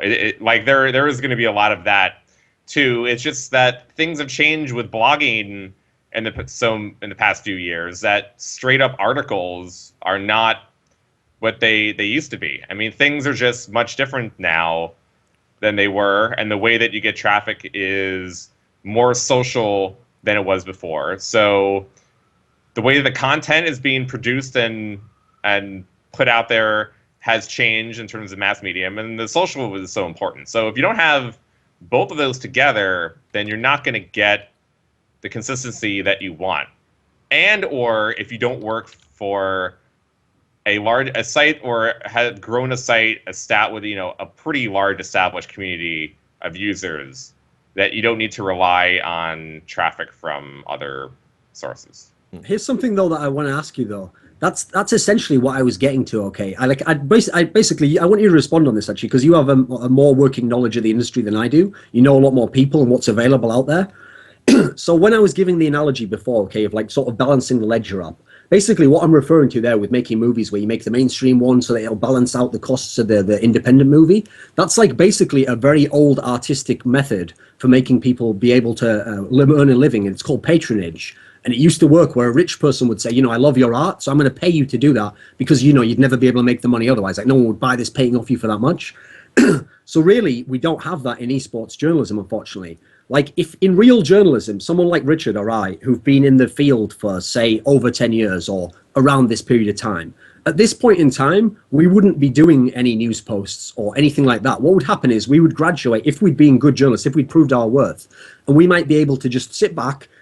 We'd have a few select magazines, maybe some industry type things that people don't even read, and we'd just submit like a column every month or an editorial here. And the idea is what we would do, sure, even if it was niche, it would have its own niche in the market though, and we'd be paid to do that. And to some degree, it's sort of the esteem or the acclaim of doing it or having us write for their magazine might be why we'd be able to do it. It wouldn't even have to have the huge rotation, whereas this is the equivalent in esports of us having to do that, but then have it compete with whatever's on the front page of the New York Times. Like, our little column isn't going to be able to compete directly with that.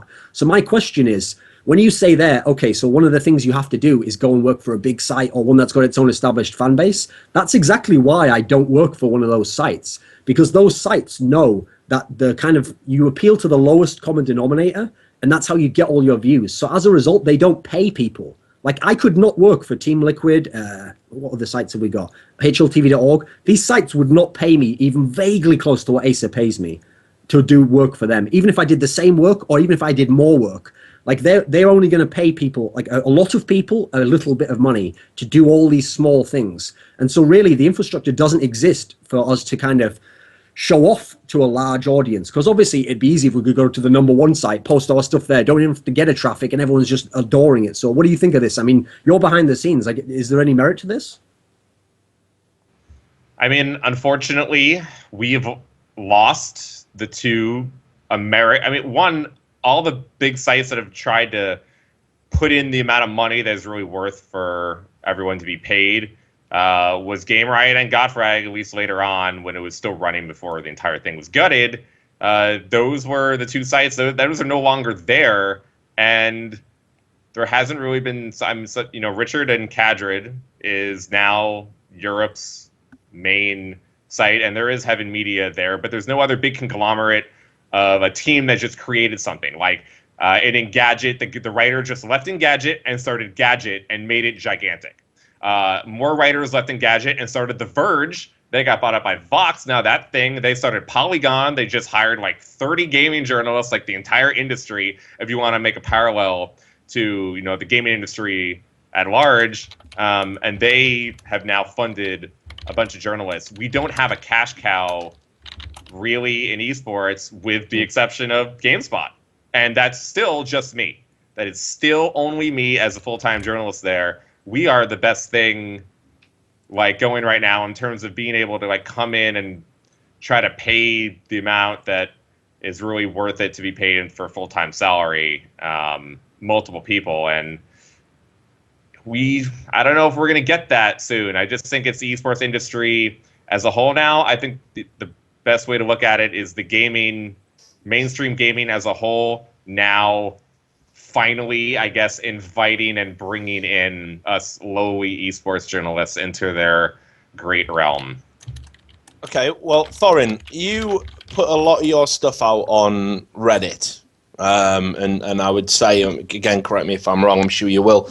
I would say that you rely on Reddit as a very big source of, the traffic and getting your work out there. And it started to happen quite well for you. I would say, I've seen the Grilled interviews, which are very long interviews, very unique. If you've not seen a Grilled interview, you're talking about, what, they're about 2 hours usually? No, they're usually about 40 to 50 minutes. Oh, sorry. Well, maybe they just feel like that. No, I'm just kidding. If I had Slasher on, it'd be about 4 hours, mate.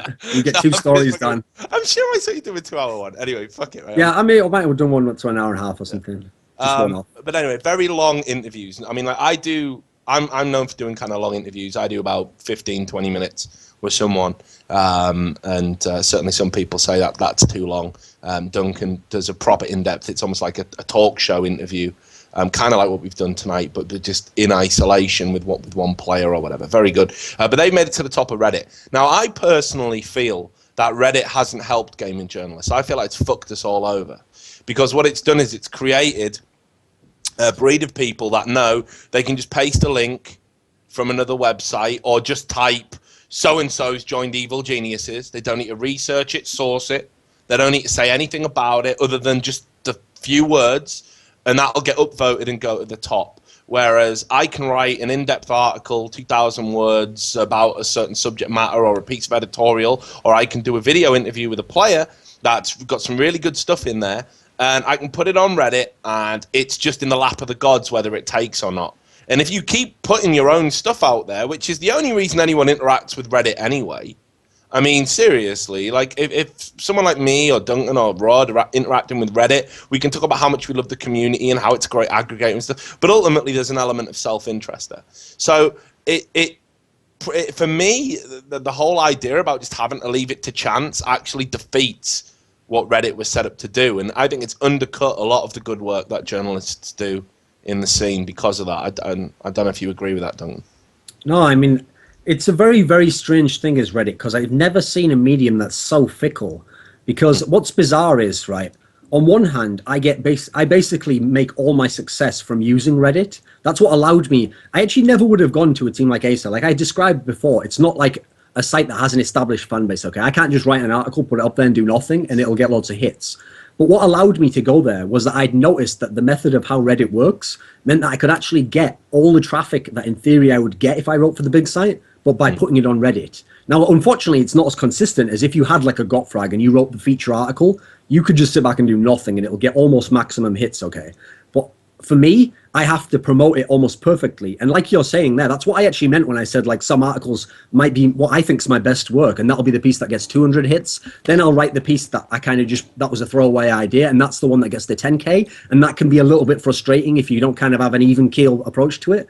And so, unfortunately, you have to kind of develop, I think, a mentality of shots on goal, okay? So the idea is you can't wait to take a shot until it's the perfect one and everything's going to go right, because then when it fails like that, like if you get the 200 hits, it's going to crush you, you know. Instead, what you kind of have to do is up your ante a bit, like, okay, I'm going to do those same articles, but I'm going to do some more as well. Some of them are going to hit, and that's going to kind of qualify the fact that I did the other ones, you know, like I'll be able to get over the fact that that one wasn't as good because this one here. So the weird scenario I'm in is that on one hand, Reddit can be really, really good. Like I've kind of tapped into a rhythm now where when I do put up those grilled that are in League of Legends, I'm getting really, really nice exposure.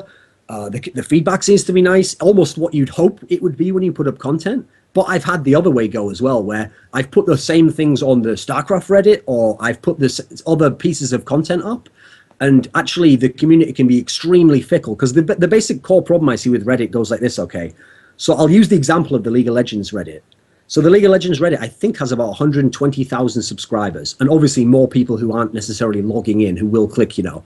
So if we imagine 120K people, but at any one time, the most it'll have is between 10 and 15,000 people online. Now, the problem you have there is it's not going to be the same 10 and 15,000 every single time you're on. No. In fact, even at the same hour, you know, it could be like a totally different 10 or 15,000.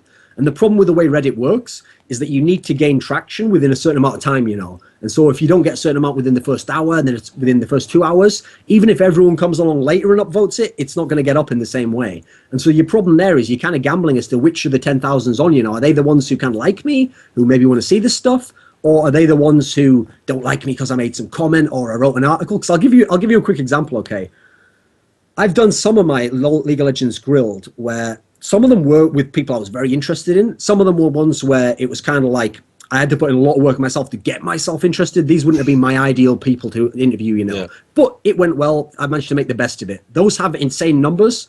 Meanwhile, I did an article in StarCraft 2 where I thought to myself, okay, what we lack in StarCraft 2 is there's nobody out there who'll do like a real profile on a player. So then not only will they tell you about this player, but they'll kind of go into his mentality or maybe his flaws and what's held him back from success or what's propelled him. And so I thought I'll kind of be the first guy to do a really, really in-depth one. And I won't hold back at all. Like I'll say things that I know people aren't going to necessarily like. And I did this piece about Naniwa, okay, where I explained what I thought were kind of the flaws holding him back. Because I think as a player, he's actually quite a brilliant person. But he's someone who's the classic example of the talented guy where he's in his own way of success, you know. It's not something else like he hasn't had enough practice. He's kind of the guy in his own way. And so I did this profile where I broke down kind of what I saw, psychological patterns from interviews and stuff. That piece was quite reviled. Like it did okay in terms of hits, but the way Reddit works, you know, there were downvotes everywhere. There was people telling me I had no right to say anything. I shouldn't even post stuff like this. This is the problem with Reddit, okay, is that it kind of plays in, I think, to that reality TV mindset, okay, of like, not only can we say things are good and tell you what we like, but we can actually hurt what we don't like. Yeah. Well, here's the problem, essentially. I don't want to go on a long rant, but I'll just say this little bit, okay? The problem with Reddit is that the way it's designed is genius. If we lived in an ideal world, Reddit would be the cleverest system I think you could come up with. Because it works like this, okay? You see something you like, you hit upvote, and it gets it to the top of the Reddit. If you see something you don't like, you just don't click on anything. That is the same as not giving it a vote, because you can give it a vote or don't. That's the opposite of giving an upvote is nothing. Here's the problem, though. Most people think the opposite of an upvote is a downvote, whereas a downvote actually steals a vote from someone else, and if you gave enough of them early on, cripples something completely. And so essentially, it's the equivalent of this. This isn't a great analogy, but it gets the point across, okay? Let's imagine I'm on the train one day, and someone's left the newspaper on the table, okay? I see the newspaper, it's the Daily Mirror. I mean, what prick reads the Daily Mirror? So I pick up the Daily Mirror, I just throw it out the window. It's out of the train. Now another guy comes on, bit of a simpleton. He would have liked to read this Daily Mirror, but there isn't a Daily Mirror anymore because I fucked it off. Meanwhile, if I just said, I don't want to read the Daily Mirror, don't read twaddle, And then I leave it there. This fella gets on. He's loving it, tits on page 3. He's loving all of it, right? But here's the problem, is that the downvote culture is the equivalent to just tossing it out the window. Like, you can actually hurt the chances of someone else enjoying this piece that never hurt you anyway, Like, if it gets to 4th on Reddit and you don't care, well, don't worry, mate. 3rd on Reddit's like a photo of Artosis kissing someone's cat. Like, I don't care about that, but I'm not downvoting it, So, I mean, I think I've made the point there anyway. No, you've definitely made the point, and also accused Artosis of an act of bestiality, which I think as we move forward over the course of the show, that might come back to bite us in the arse. Again, since we've not got a producer on at the moment, I'm just going to quickly check as well, because I know you've got to get ready for Live on 3 tonight, Rod. So I mean, no, I got 2 hours. Okay, cool. You're still here, right? Good. Yeah. So, what's your experience with Reddit? Because, again, whenever I see you post stuff, it seems to gain traction pretty quickly, and it floats up to the top. I mean, this is like not. I guess goes into Thorne's example. This whole talk about Reddit isn't even about journalism. This is a social media thing. This is, one of the expertises that I guess I've gotten for a long time. I was an early active dig user. But without Reddit, there wouldn't be a platform. I don't think now in esports there wouldn't be a platform for journalism. I've seen the trend myself when I look at the Google Analytics of my website, where we've doubled our unique users in a year, but we're down about 70% on comments. We're becoming a website that people come to look at stuff, not to interact, not to post comments, not to be part of a community. And I feel that if it wasn't for Reddit, whether we'd get people coming and looking at this stuff as much, I really don't think.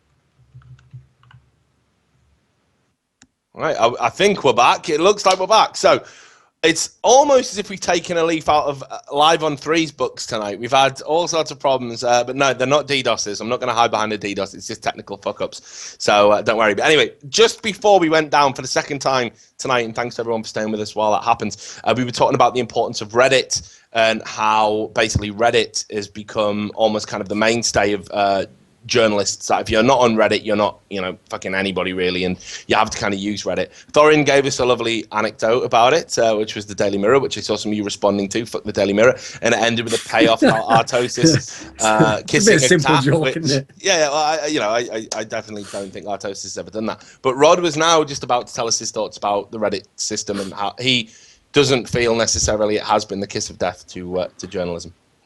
Well, I mean, we talked right before we crashed that you can't sustain yourself if it's just Reddit. It just won't work. Like, Thorin cannot, like, it is great that it will do well. His content will continue to do well, but it cannot continue on forever if it's just Reddit that is going to the site. And that kind of is how it don't is tell my for... bosses that, mate. It's not only that, but you can't just sustain traffic that is only inbound traffic. I mean, you can, but it's very hard to really have a stable business that way. It's like nearly impossible. So just that alone is not going to work. You have to build comments. Even though Kadrid has less comments than before, and that's probably, in my guess, and I don't know, is due to source and how it used to be a source site, and the most amount of comments I felt were source stories. Yeah. So a lot of the source community maybe hasn't switched to Go, and that's why there's less comment but more traffic. But I don't know. But I feel like you guys still have a community there, and that is why Kadrid is successful, because there is still a community that is there beyond just outbound traffic coming in from Reddit and Twitter and Facebook and Google, etc. In terms of Reddit itself, I mean, maybe it's cannibalized some of the community into these subreddits, but I don't think it's hurt the sites, because the amount of traffic that you can get from this behemoth that is a social media monster is way better than anything that has ever been before in nearly the web publishing business. You have Twitter and Facebook, but Reddit is a better version of Dig than it ever was. Yeah. And even though Yeah, jump in, by all means. Yeah, sure. Okay, so basically, that's actually the kind of the problem I see, though. I actually agree with Richard in a sense here, and I agree with you in a sense. So I agree with you in the sense that you can't really fight Reddit. It's kind of the future. Like, you can't be King Canute and be like, no, I want things to go backwards to how they were. It's probably not ever going to happen. But at the same time, the downside of Reddit that I don't think you're seeing, Slasher, is that when you post stuff that's like news before someone else, that plays right into Reddit's wheelhouse. So you're going to get a lot of traffic and a lot of volume traffic off that. Whereas the whole point is, we're kind of always thinking about it from our best work. So we're thinking of our editorial or a really long article that's historical. And the problem is these are very hit and miss. And so we're wondering, well, is there a system where we can get sustained views on our best stuff? And the problem is, basically, we had Reddit before it was called Reddit. It was just called websites that were dedicated to esports. And what they used to do back in the day, I won't bore people with too many stories there, but a simple version is how people used to get recognized back in the day. So I used to work for a very small Russian site that had nobody who read it because it was brand new, okay? The way we got traffic was similar to what I'm describing with Reddit here. I would do an article, and I would send it to someone who worked for this big website, the Counter-Strike site in America, a big Counter-Strike site in Europe. They would see it. Because they didn't have so much content themselves, they'd post a little news about it. Then if they did some good content, I'd post a little news about them. And basically, people just had to go to any one of these sites for gaming, and they got all the stories and all the good news. And so we all shared, we all helped each other, and we all got maximum traffic to our stuff. So it was a great little setup. But then what happened is you got to the era when sites wouldn't post anything from anywhere else. And so obviously that makes it kind of like a silo for only their own content or a hegemony, and you can't get past them. So Reddit has broken that, which is great. But the problem is that we had kind of a best of both worlds scenario originally there, because the idea was that if I did some really good content, it would get the exposure based on the site it was on. So if Gotfrag or someone linked it, well, I mean, not really Gotfrag because they were sort of the cunts who wouldn't link stuff, but another site equivalent to Gotfrag, the one before that, if they'd linked it, then everyone might see it, and my really nice historical piece might get some good traction. Whereas on Reddit, when I put up my historical piece, it's directly competing with your news post about EG have decided to have fish for dinner instead of beef, and In Control didn't post it on his stream yet. So you've got the scoop on that, and now I'm competing with my long historical article that people have to read before they can even fucking upvote against your news. And so the problem is, for you, it's great, mate, because all your stuff, you're going to get even more traction. You're going to get all this stuff. Whereas we're kind of getting the short end of that stick, where we're getting lost because of that. And unfortunately, I mean, I will agree that Reddit itself has a bigger audience than any gaming site does, because you have a lot of casuals. Like, that's what I'm seeing in League of Legends. There's a lot of people who never go to esports sites. But there's this problem, I think. I mean, I think that's the kind of real problem that I'm guessing that Richard wanted to get to when he said about the problem with Reddit, you know? Mm. I mean, that's kind of how the internet has always worked, though. I mean, everyone's still sharing stories. I still think that happens today on the big blog. The blog networks, they all take stuff and, you know, they... Well, no, listen, you can go a about second. it. Let me just say this point. Essentially, the key point I want to make here, though, is that every site now, like I say, is a hegemony for their game. So in StarCraft, Team Liquid exists. All the shit on their front page is going to get loads and loads of hits. But if you're a story trying to get onto Team Liquid, you're a little... There's 5 lines on the top right-hand corner, right? Where top left, where you have to be in those top 5 lines or no one will see the story, right? And that's going to be very rare that it gets on. On a site like hltv.org, it's unless you put your story in the forums, you're not going to get seen again. Everyone who likes Counter-Strike goes to hltv.org. They look at hltv.org. It's not on there. It doesn't exist. And so my point is, you can use Reddit, and that's great in its own sense, but the sites themselves aren't set up that way anymore. Most sites, they have like this old Genghis Khan mentality of like, it's not just enough that I win, everyone else must lose. And so they actively want to hurt the community so that only their stuff succeeds. Whereas what they don't realize is I'm kind of trying to make the point that we had this Reddit feel before, where if everyone posted all the good content, then everyone succeeded, and it didn't matter what site you worked for. So I mean, continue with your story, but I just want to kind of like set that as the tone. I'm gonna do a double interrupt because sorry, Rods, you've just been fucking tag teamed by the Brits. Like, we're coming for you, man. But yeah, like it's an interesting point that you've raised there, and it's definitely true. I mean, prime example, I think that I can relate to is, for example, the HLTV.org rivalry that we've suddenly got with CAD-RED, because they've decided to cover a game that they denigrated, we promoted.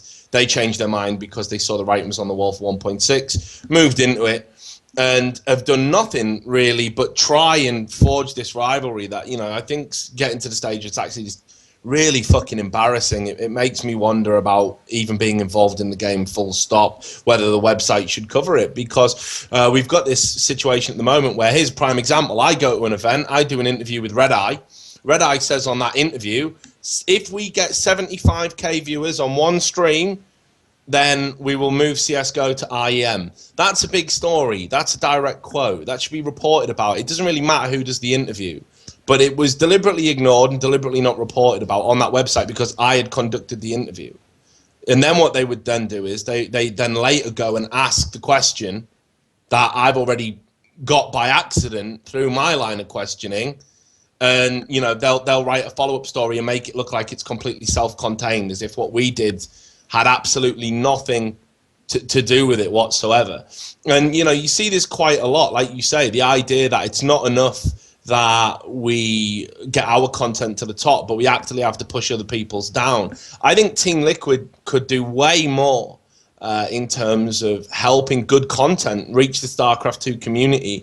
And it's a great forum, and everyone needs to work through Team Liquid to get their content noticed. You know, we all do it when we go to event coverage. We all create the little thread with the tag, you know, CADRED or coverage of whatever event, and we all post our video interviews in it, but it never really takes off. Like, prime example, if I post one video interview, say the one I did with In Control at Home Story Cup, or the one I did with Destiny at Home Story Cup, which both got like 27,000, 30,000 views on YouTube. If I post them individually, then they take off, and the forum threads, people go nuts about them. They discuss the interview. If you post 10 interviews in one thread, you get a tenth of the views, maybe less. Now, I don't understand what the rule is about not being allowed to share the content on an individual basis, but I do know that it doesn't serve the community by enforcing these very kind of strange, almost Orwellian rules about who can share what and where. And, you know, and it's this idea of protecting our traffic and you don't get a share from it. But I think we're beyond the point of caring about traffic and competing with each other within esports. So, yeah, double interrupt, Rod. Sorry.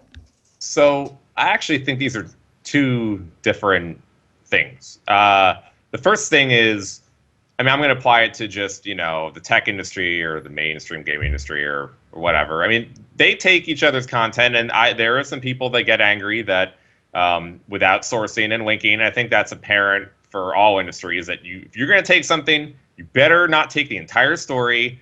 You better not take most of it. You better make a link to it. You better write the journalist's name when you say who's reporting it, and you better do all this stuff as common courtesy on the internet. If you don't do that shit, you will be blacklisted and hated by everybody.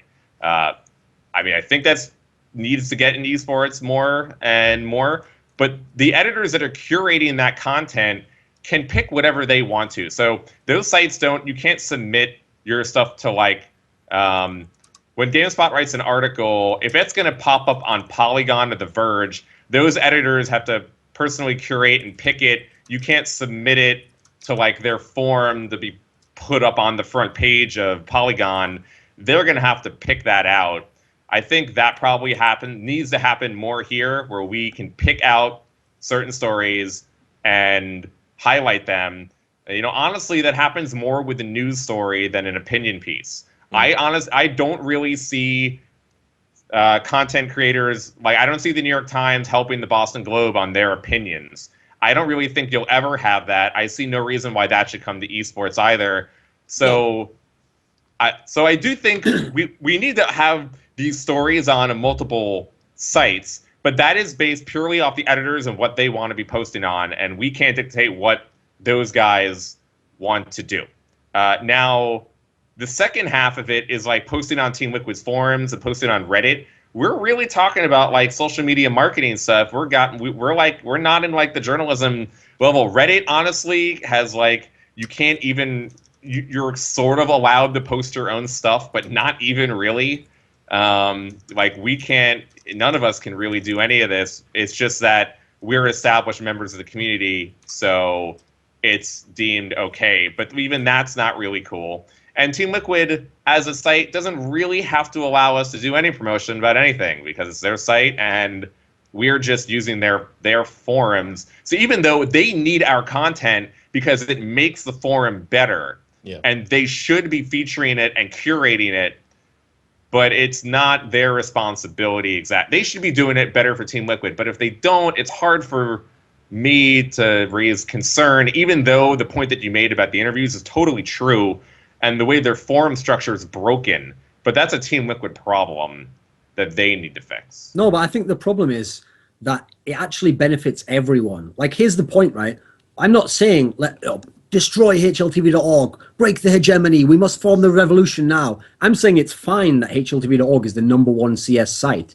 But the problem is, if they're #1 and then they lock all the users in there because users only know that that site exists, then it's very difficult for good content elsewhere to get known. And the problem with the mindset of like, if we don't feature their content, they only read our content, that doesn't work, because it's true, they do only read your content. But if they read my content because they saw it on a news post on your site, they've still given you the hit. In fact, you're getting more hits because you're getting more clicks on more news stories on your site. And people are thinking, well, I don't ever need to even go to his site. I can just come to HLTV.org. I'll always have the stories here. So you actually only solidify your own monopoly over the industry. So it's good. I think it's good for them. Like I'm saying, yeah, keep these guys in front, because essentially the community have picked them to be the guys at the top. But they have to help everyone if they want everyone to improve. Instead, what they can do is they can say, okay, I'll let everyone else have a bit of a much larger pie, or I'll have all of this super fucking small pie. Like, that doesn't really make any sense in the long run. But the reason why I brought that example up is because this is the good side of Reddit, is that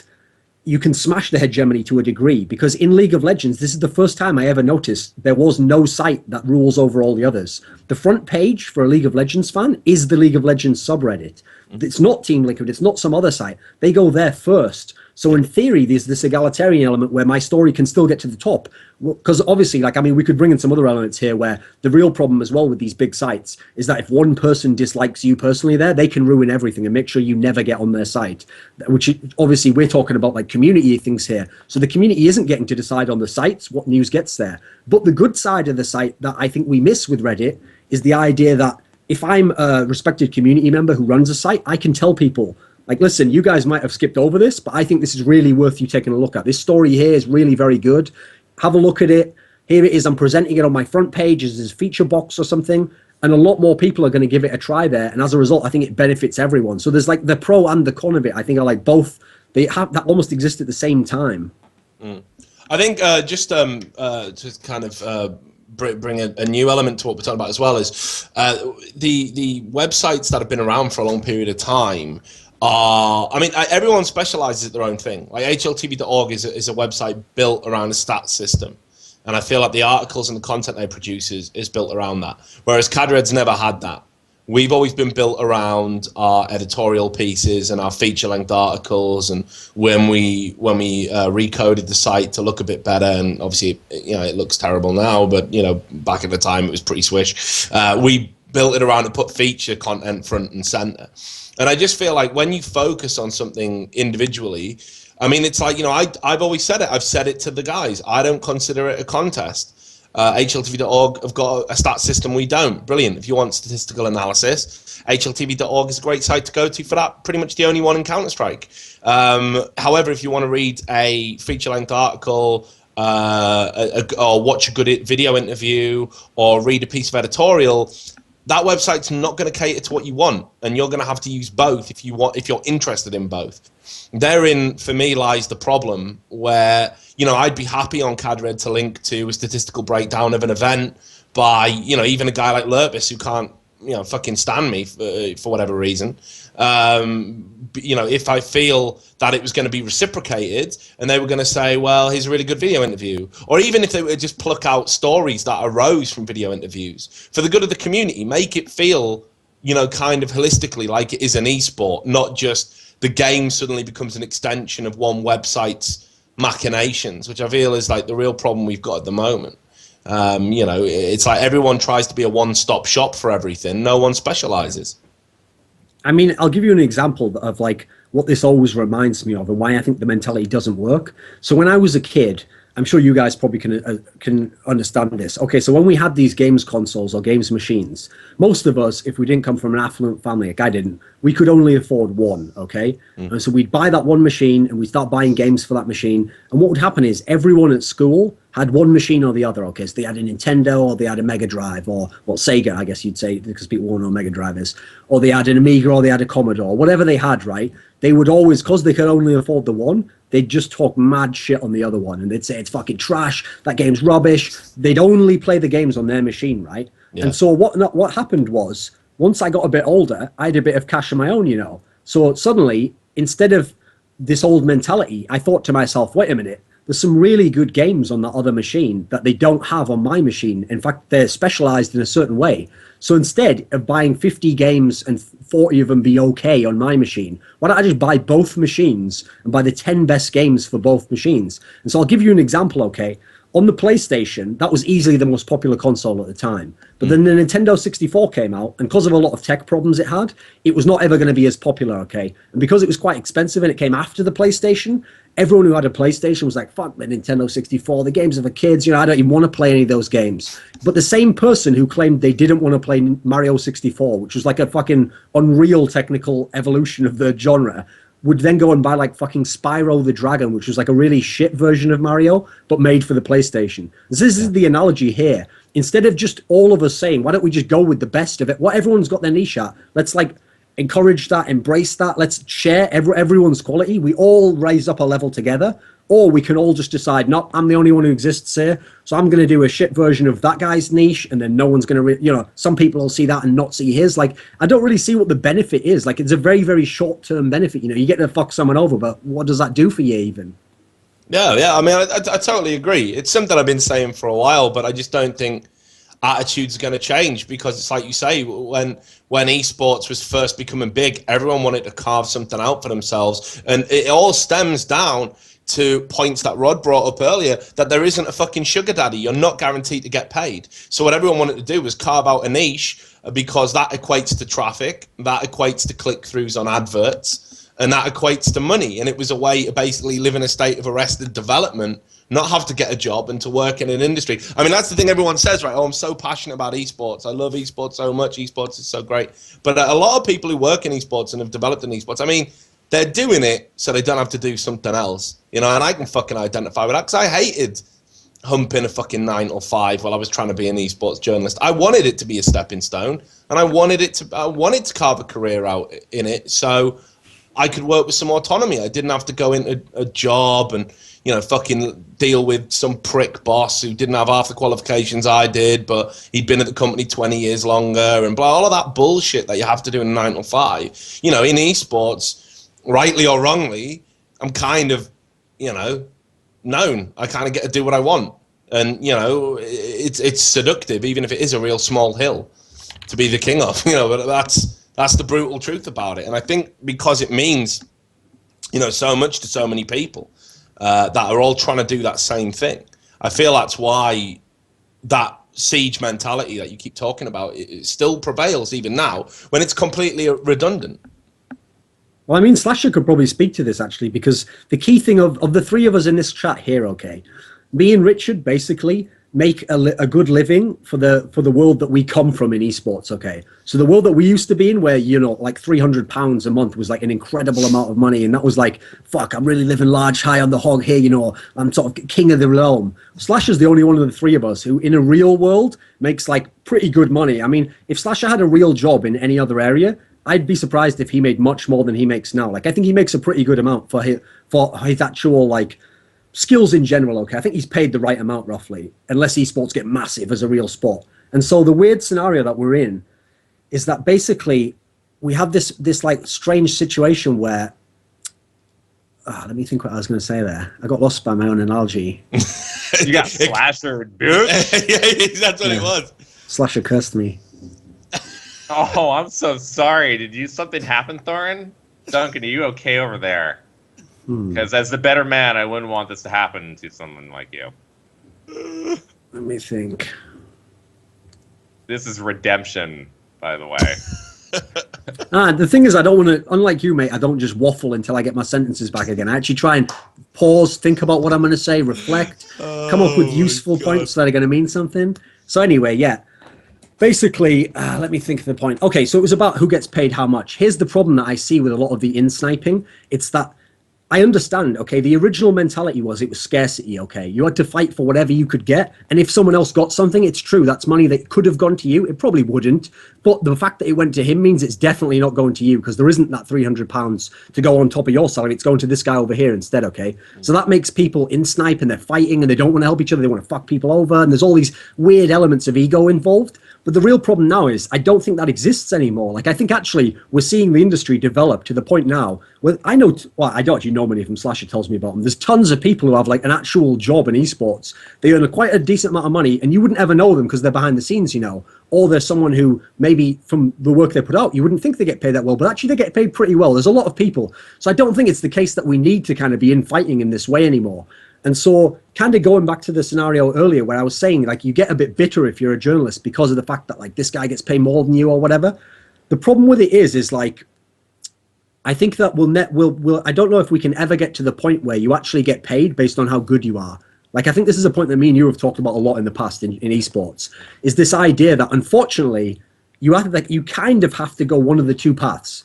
Because in my opinion, from my experience, if you want to be really, really good, you can't be really, really popular. And not because you're not going to sell out and I'm not going to whore myself up. No, it's because, like Richard was saying before, he knows, right, if he just does interviews okay, and he just does stuff that, like, people tend to like, if he just keeps feeding them what they like, his profile will probably keep getting higher and higher, and people will upvote all his shit. But then if he writes the one story that he wants to about some fucking moron organization, then that might be the nail in his coffin, you know. 50 people are going to downvote everything he posts after that. They're going to say, oh, doesn't matter what he said. You know, they're going to use logical fallacies. Doesn't matter what he said. Oh, the world's poisoned. He just doesn't even know what he's talking about. Remember that article he wrote over there? And so the idea is the stuff that you really, really want to do that really matters, these interesting stories, or like I was saying, I wrote this profile about persons where I took some chances and I kind of said what I really thought.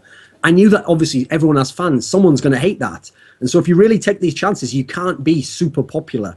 Like, I mean, I don't want to bash on Slasher, but the original conversation you had with him in the last hour, okay, was kind of going into the topics of, like, is it right for him to do these things, of these breaking these stories? And my position with Slasher was never Slasher shouldn't be allowed to talk and he shouldn't be allowed to do this. I think anyone has the right to say whatever they want, right? And then we all have the right to judge it. Like, if Slasher wants to break a story, that's perfectly fine. For me, it's more an issue of the reason why I didn't like him breaking all these stories is he kind of billed it as like, well, that's just what I do, man. Whereas I kind of feel like there's an element to that, right, where, yeah, you have to do some hustle to get the story. It's kind of a bit easy, man. You're just scooping someone one day early on a story, you know. You're not breaking the Watergate story. You posted, like, some quote from Immortal Technique where he said something like, yeah, man, journalists are supposed to post the stories that no one wants put up. He's talking about, like, fucking rebels in Nicaragua getting murdered in the streets. Not people like, yeah, man, they don't want me to post that In Control news story. Fuck him, Slasher's going live.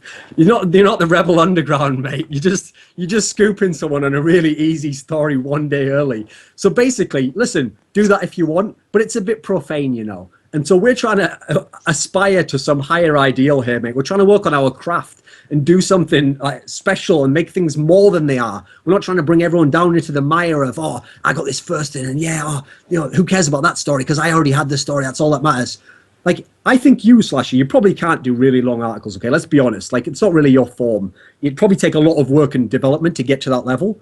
But you could definitely do some stories. I saw this story you did for League of Legends when they signed the Evil Geniuses signed this team. This was a really good piece. You had all the behind the scenes of how they got in touch with them, what the thinking was as to why they did the story. This was a really good piece. And guess what? It probably took a lot of time and you probably had to think about it a lot and you had to get a lot of contacts and you couldn't just put the story straight out. That's called work, mate. That's actually what this job is about. You craft stories. You add in an element of your own thing. You don't just try and hustle and then just beat that guy first. Like, you don't just have, you may as well have a wiretap, mate. Just wiretap the EG layer and then they're like, oh, we're going to bring in Stefano. And you're like, joke's on you, boys. I got it ahead of you. Boom, Slash on the pirate radio, defeated everyone. Like, that's basically my whole point with that. So I thought I'd just crack this little can of worms open and pass it back to you guys. You have Slasher, man. I can't. I had loads of stuff to talk about, but if I don't let you respond to that, I am being a shit host. So fucking go for it, bro. I don't even know how this came about me in the first place.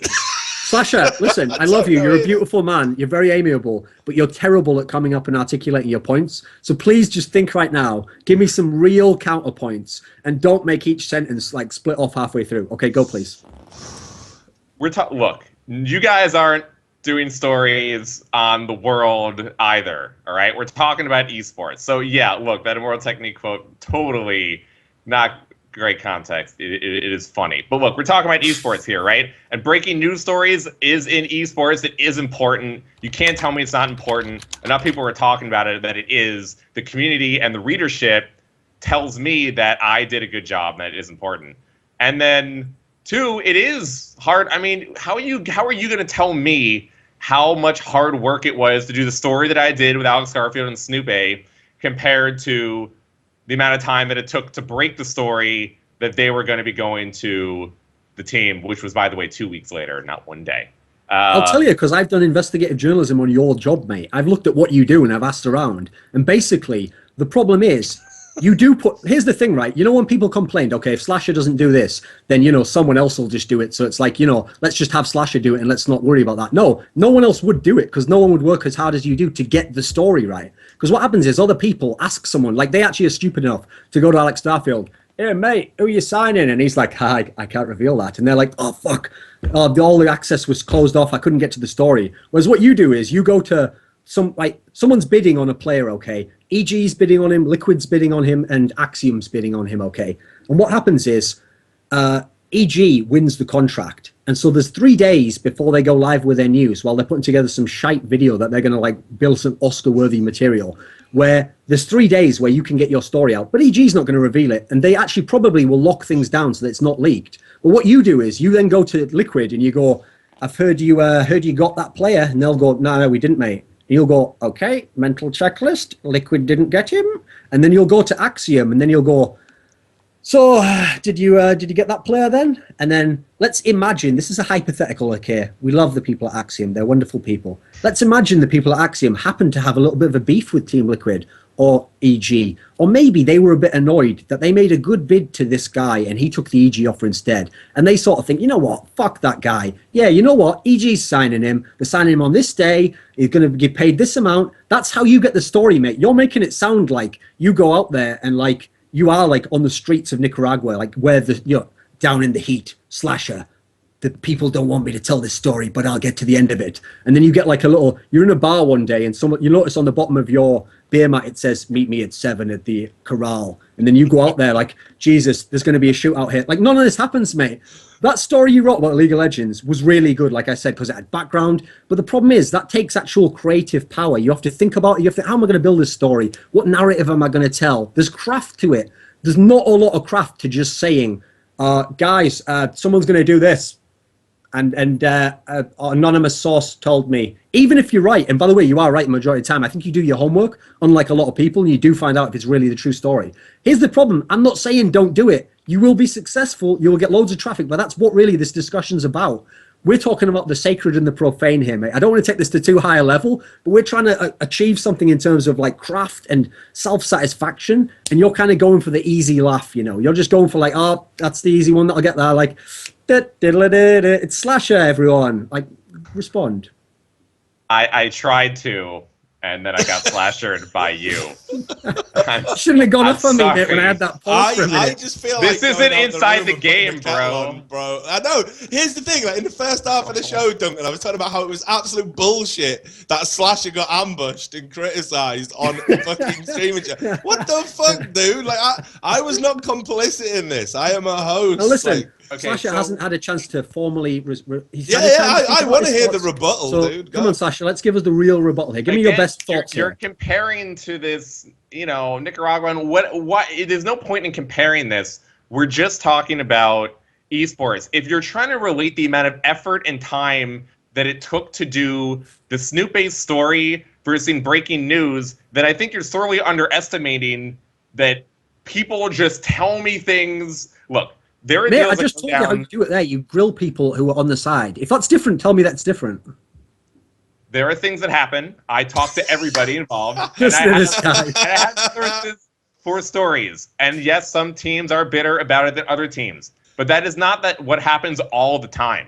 That is not always how stories are broken. It is not always bitterness from one end that is biting another person's hand. It does take time to go around and really get the concise story to make sure it's true and that it's accurate and that it is definitively happening. And that just takes way more hours than I think you would lead to believe, because I have never been wrong in a story that I've posted. I am not comfortable retracting anything that I post. I need to make sure that it's accurate. Additionally, I need I need 2 or more sources to tell me the same thing and to make sure they'll go on record, even if it is anonymously. And we can have a whole discussion about that within Okay, but itself. we're not talking about man hours here. No, but you are equating the effort. Okay. Like, half of your argument is the amount of effort that it took between creating and crafting this story with Snoopy and writing a good piece and taking the easy way out and doing this story for breaking news, when to me it is not easy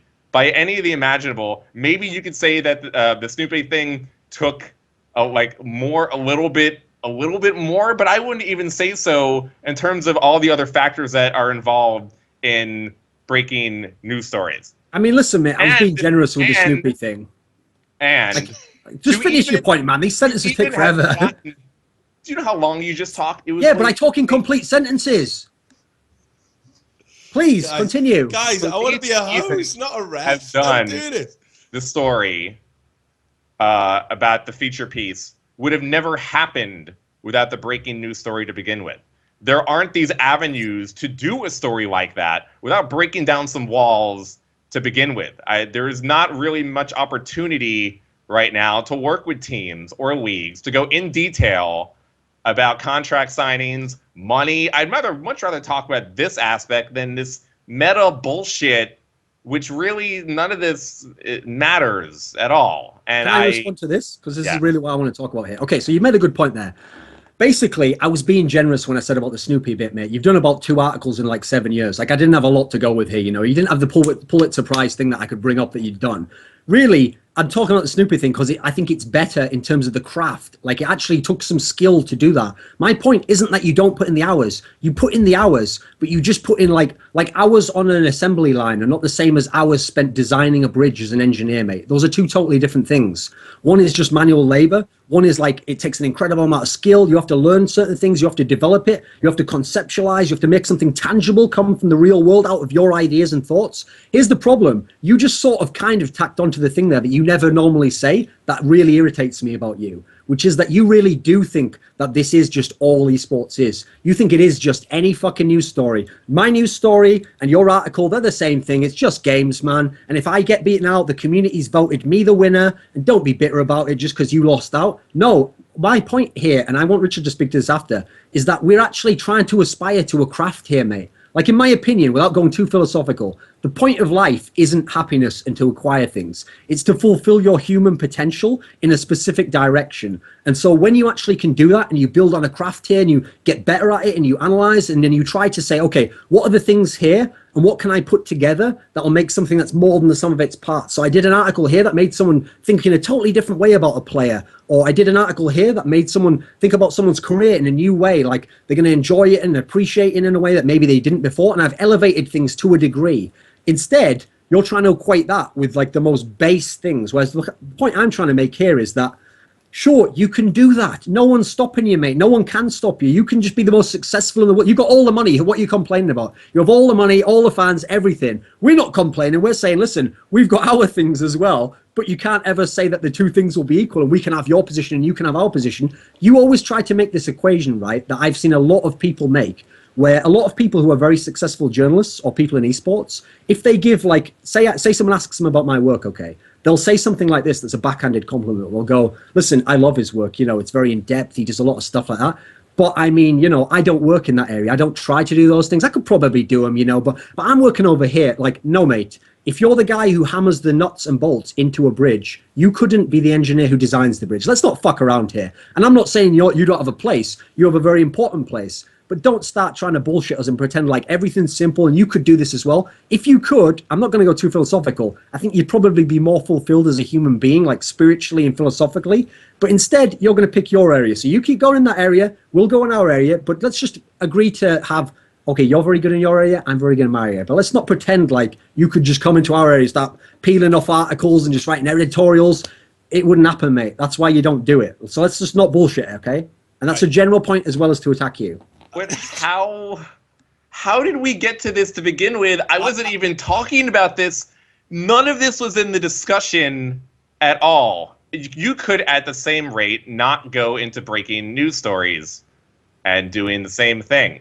I don't know how. Look, we could have probably a great discussion that the feature-length articles are better to the craft of journalism, but I'm sure there could be arguments to the other hand that Nick, you just stories... said how it's not Nicaragua, it's just games journalism. You know, it's that. It's not, mate. The art of journalism is like writing about life itself. No, we're not really writing about games. We're talking about the people who play games. Every area of journalism is the same. It's just about people and what they think and how their perceptions influence the world and what people might think today that could be changed tomorrow if you gave them the right information. I mean, I want Richard to kind of get on this topic later because I know it's something that he's actually got a lot of opinions about. I feel like all the time has just been eaten up, and like I'm locked into that thing where it's like trying to figure out at what stage does this stop becoming entertaining viewing and just becomes like some fucking super horrible.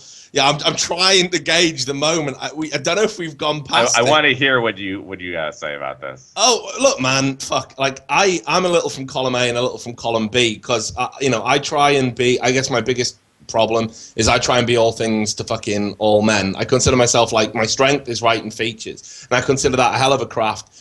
And I consider being able to articulate an opinion in a way that entertains as well as informs to be one of the hardest things to do and to strike that balance, to get people to sit down and read 2,000, 3,000 word articles when they've all got ADHD from years of fucking Call of Duty or whatever, like it's difficult. But equally, I want to be a guy breaking a story like we did with the WCG thing, which happened because someone sent us the fucking official masthead, paper about them going mobile only. We got sent that from somebody that was running their tournaments, and it was purely coincidental. And was it hard to break that story? No, it was just being, look, it was in the right place at the right time, and knowing the person that had the information who felt comfortable bringing it to me and knew that their anonymity would be preserved. So I see both sides of the argument, but I definitely agree with Duncan probably more in the sense that for me, journalism's about writing really good, articles and crafting, like he says, the stories, which is how I've always looked at it. I don't see myself as a journalist a lot of the time. It's almost like being a fucking sociologist because you're in this weird subculture where everyone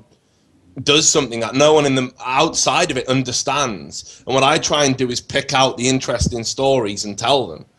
That's what I do, and that's what I'm interested in doing. But whether that makes us all the same, I guess the diplomatic thing to say is that journalism does take many forms, and we're all contributing to the greater good. I just think we are talking about esports journalism, so we work in a sports-like journalistic area, and look, sports journalists are not exactly the holy grail of journalists in the world. I think that most people look up to and aspire to. I mean, that's true, but I mean, again, you've got you got Norman Mailer, did The Fight, which is a great piece of sports journalism, obviously the great playwright. Hunter S. Thompson finished his days at ESPN.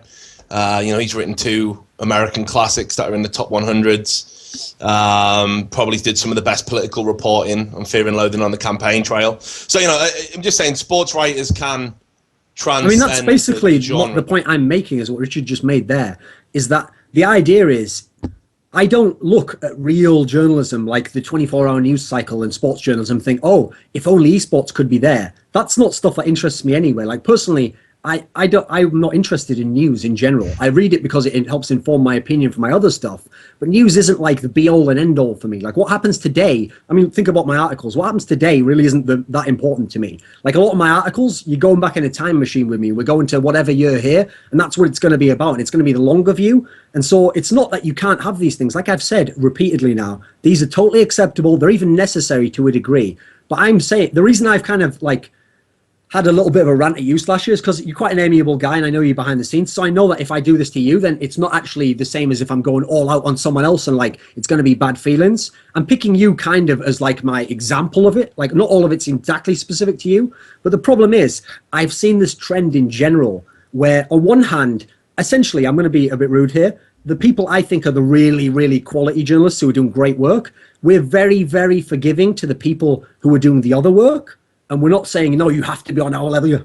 You have to do this, that, and the other, and what you do is shit. We go, no, what you do has a place. But then sometimes I have heard kind of a biting element to what you say. Like I kind of detected there where it felt like you were saying, listen, mate, it's only games at the end of the day. I wrote my story, I banged it out, I got the cash, I'm out the door. Like, it's not a big deal, get over it. It's just games in your bedroom, mate. Like, I'm trying to say, like, when we're basically giving up the money and giving up the views to have this kind of excellence in our genre, and whether anyone agrees with that, I don't really give a fuck. This is like a self-satisfaction thing of trying to build your craft.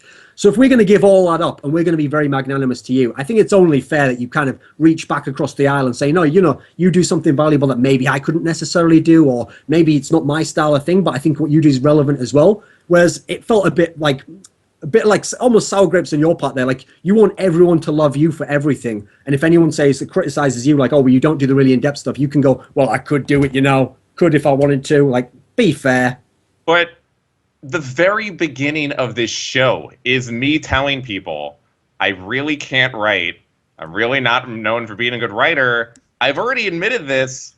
I have no qualms about this to begin with. I think my main problem is that I do think that this higher level of standard, I guess, for myself and what I want to aspire to, I understand those concepts. I just feel like this industry is currently so young that there are so many things to be explored. I give no side a higher level here than the other. So, I mean, this isn't all just about you, mate. The reason I picked you is because you're on this show as the example of the most successful journalist, and you've rightfully earned this position by virtue of your career, okay? So everyone who's watching this show who is an aspiring journalist is going to say, okay, so these two failed fucks over here have brought on this guy who's the celebrity, he's the revered person, he's the most known person, and they're going to debate some topics with him. So I think these are the topics that actually we deserve to get into. These are the interesting topics, It can't just all be stuff like, so Slasher, that Reddit thing's just pretty cool, isn't it? Like, yep, it is, and I use it a lot, and love ya. Like, we have to get into some other topics as well here. I'm coming under flack for not being a good host by moving this along. So it's definitely got to stop, because if anyone criticizes me, everyone knows how I react to criticism. I just ban people, delete their posts. I'll end up turning the show off and pretend it never happened. So I definitely want to move on. I think it's only. I just felt like it was only quid pro quo to deliver another 90 minutes of really boring minutiae to counter Slash's initial 90 minutes about like the time that he once listened to a metal record and like what he thought of Devo in the 80s or some shit. Like, come on, man. The idea of running time on this show I can see is just going to be absolutely fucking insane. So. Anyway, right, here's what I want to do, because we've got to wrap it up. I know Rod's got a show to produce tonight. I got James Banks saying he wants to fucking weigh in, which means I'll have to remove Rod, but I don't want to remove him just yet, because I do want to go over the two main points. We haven't even got round to the fucking main question of the show, which is they're coming out of Rod's box, which is a lovely image. So we'll do that last. But this is a question to both of you. I want you to be thinking about it. Obviously, Duncan will take the reins. What is the worst thing about esports journalism? What's the worst thing about having to work in that industry and do that job? You kind of have to be a masochist. Like what I was describing before is ultimately, I think the only priority that will ever make you enjoy this field is if you actually get satisfaction out of what I was saying, the craft. So you do a piece and then you yourself get to look at it and go, wow, like, that was like the best piece I did, or I really got my thoughts out well there. I articulated one. I can see how I improved from my last article. That has to be like ultimately the end goal of your success, because after that, when you release it to the world, the best piece you ever wrote might get no hits. Then you might get an average piece, get really good hits. Then you get a good piece, gets a lot of hits. And you think, finally, they're understanding me. People are going to be, nope, next one's nothing again. And so the problem is, if you're looking for fame, money, just success, reputation, these aren't the things to look for in esports. Those are all really weird byproducts of other mechanisms of politics and which sites you write for and happenstance of when you do things. So people ask me all the time, okay, what do you do if you're an aspiring journalist? And it's really bizarre, right? Because I usually don't answer those questions. And here's the reason why. Like, think of the analogy of when like someone's becoming a monk. They have these famous stories in antiquity, okay, where someone goes to the temple and he says, I want to become a monk. And then they just leave him outside on the doorstep, right? It starts raining. The next day they come back, he's still there, and he goes, I want to be a monk. And they go like, listen, mate, we told you, it's not going to happen for you. So he stays there again, you know, in this cartoon, imagine the snow's blowing over him.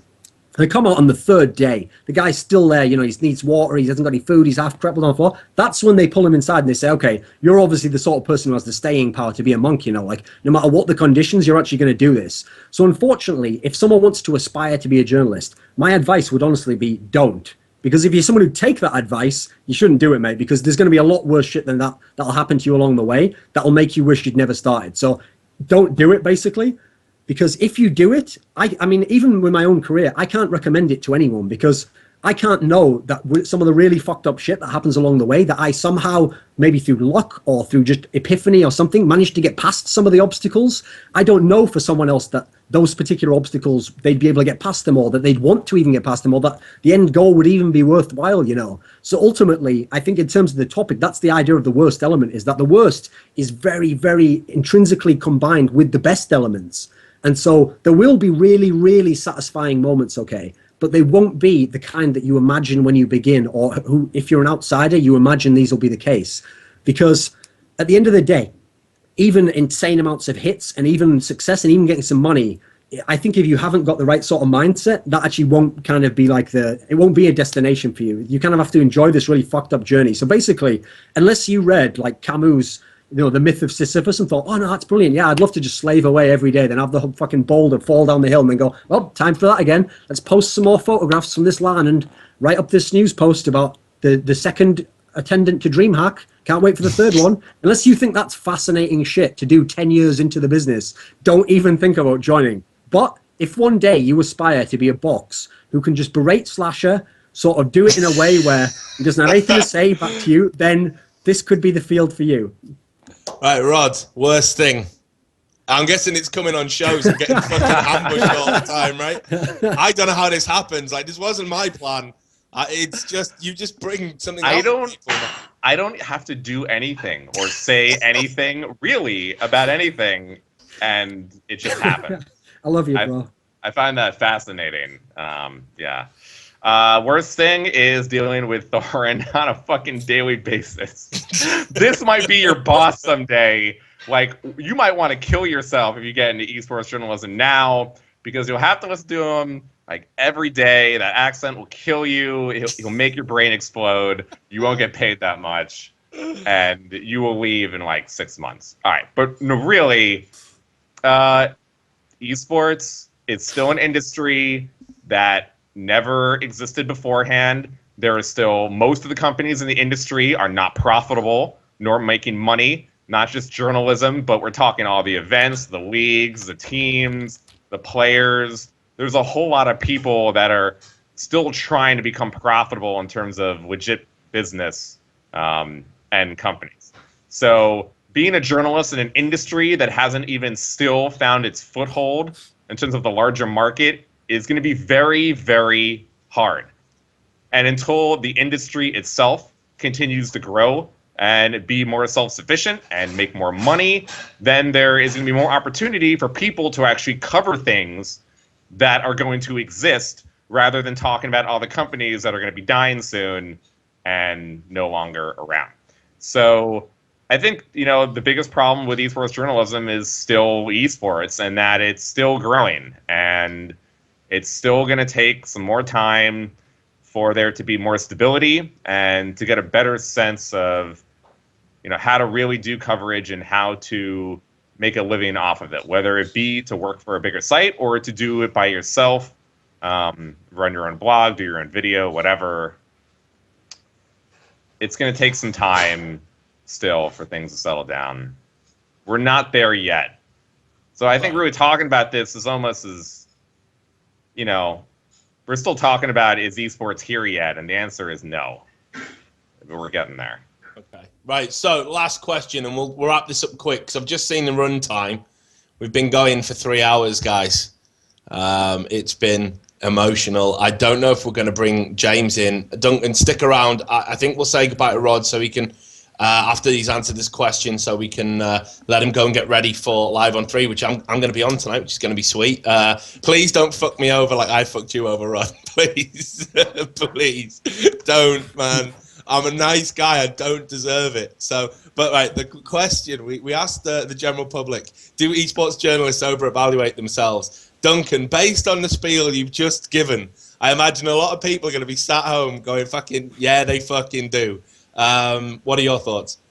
Well, I mean, I think this is like actually, you thought we weren't on topic. I think this has been like case in point. First 90 minutes was Slasher explaining the minutia of like times he got banned from stuff 7 years ago or whatever. I asked those questions though. No, but I mean, addressing the idea of do esports over-evaluate themselves. Like he obviously thought those were really good stories. Like, I mean, we kind of saw the reality of that. Then 90 minutes was me sort of berating Slasher for not kind of applying the Socratic method to his life and trying to like elevate to a higher spiritual plane. So I think in both halves of the show, we've kind of answered that question, that we're all incredibly far up our own asses. We waffle on about just nonsense. Sometimes we do it well. Admittedly, I did it quite well. I kind of precise. I aimed some of those bombs at Slasher. Slasher kind of just vaguely danced around, trying to take the punches on the ropes. So overall, yes, we ridiculously over-evaluate ourselves, but I think it's good because you kind of have to push yourself to get better things done. I think like you can't just wait to become the person you want to be. You have to kind of push to do it, you know. So I think it's actually good for esports in general that we try to push that extra little bit, even if we're not there, like Slasher just said, you know. Okay. And by the way, Slasher, I love you. If you put a picture of you kissing a cat, I'd upvote it on Reddit over my own articles. and Rod, your thoughts on whether or not we over-evaluate themselves, ourselves? I think I'm done talking about esports journalism for the rest of the year. Yeah, I know. It's only May. No, but I thought we got into some things that have never been talked about before to give the show some credit, and obviously I have to do that at this point.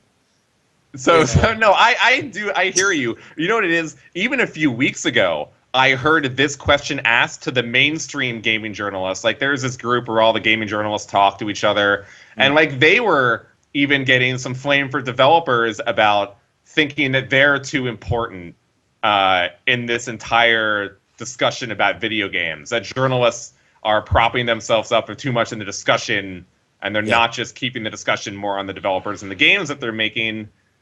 You know, probably because we were having this whole show about it. So yeah, that definitely. But you know, I just hope that people take away, you know, the discussions that are really about journalism going forward in esports and how it's going to be applied from the sports world and from the tech world, and what things are we going to bring in and what things are we going to exclude. I'd rather we talk about more about that than just this whole, you know, fuck Slasher. Yeah, this outer level stuff, which I you know, I'm done. I think more people will get more jobs. They will make more money. I only see a good future for the journalism industry within esports. I think more people will be employed in the next upcoming years. I think people will make more money and be more consistent. And I think that it is worth something for people to go into and not be so discouraged by three grumpy fucking old men here bitching about the world. Right. I still love it. I've loved doing it, and I will love to continue to. Let me just jump in and say one thing. Actually, I had just thought back. Like, even though, like my points, like I don't have any regrets about raising those points. I think that actually, like Slasher said, they're things that haven't been necessarily approached before, especially when we have like ideal people to discuss them here. But I will say that it was a little bit rude of me to say that Slasher didn't speak in full sentences and stuff. I was being a little bit rude there, so I'll just put that clear now. I think we kind of resolved that whole issue now. Love you, Rod. Love you. I am used to people just yelling at me and talking mad shit to me, and I just don't have to do anything. I'm just going to sit here and be quiet because I don't have to. Right, just before I let you go, Rod, and again, thank you very much for extending the invitation to be on your show tonight. I'm definitely going to take you up on that. And thanks wholeheartedly for coming on the show. I had no idea it would be as traumatic. So I you know, and I'm not going to apologize because, you know, we'll gauge tomorrow once the VOD's up how good that was. But can I get you two to agree to swap jobs for one whole week? You'll let Thorin go and be the newsbreaker at GameSpot, And Thorin, you can have Slasher in as the Team Acer story guy doing a grilled style. I want to grill someone. I so want to grill someone. Right? Like, can I get you guys it. to agree it? On air. I don't know about that. Maybe one day we'll do that. Maybe for charity we should do it sometime in the future. We'll do a whole week where we really do. I mean, I'll wear like a ridiculous wig and just kind of like forget how to talk in complete sentences. And man, you know, in games journalism, man, you know, QuakeCon and then the email. But Duncan thinks his hour-long grill interviews are good. You saw what I can do in the first half of this show. You expect a 3-hour interview with any player coming from me. No guys, problem. I will take this. I've already taken it. Richard, I'm down. Everything I can to make you guys agree to this. And I think it will be a beautiful culture sharing exercise, and esports will be richer for it, and we'll all grow as people, and we'll all be closer through a shared bond like war veterans. And we'll meet up in 10 years and we'll talk about this day when it was agreed. That's what I want, and that's what I hope comes out of it. But look, Rod, honestly, I'm going to let you go from the small box, let you get ready for the show. I'm just going to quickly do a wrap-up with James, and basically we'll be talking later on about this. I will apologise profusely on Skype. So thanks very much for coming on. Thank you for having me on. Thank you, Thorin, for the great discussion. Richard Lewis will be on Live on 3 tonight in 1 hour. And then Thorin, now that his camera's internet is fixed, congratulations, Thorin. I'm glad you can finally get working internet 10 years later down the line. He will be on Live on 3 sometime, maybe if he agrees. I'd love to see that show. I'm sure everyone would. But Rod, gonna let you go. I'm gonna remove you from the window. I will see you in an hour, brother. Take care. Okay. Right, so now I need to bring back our producer, if I can do that. Well, our co-host, I should say, rather. So where are you? There we go. I know he's been watching intently, so let's hope he just appears in the box with a little drag and a drop.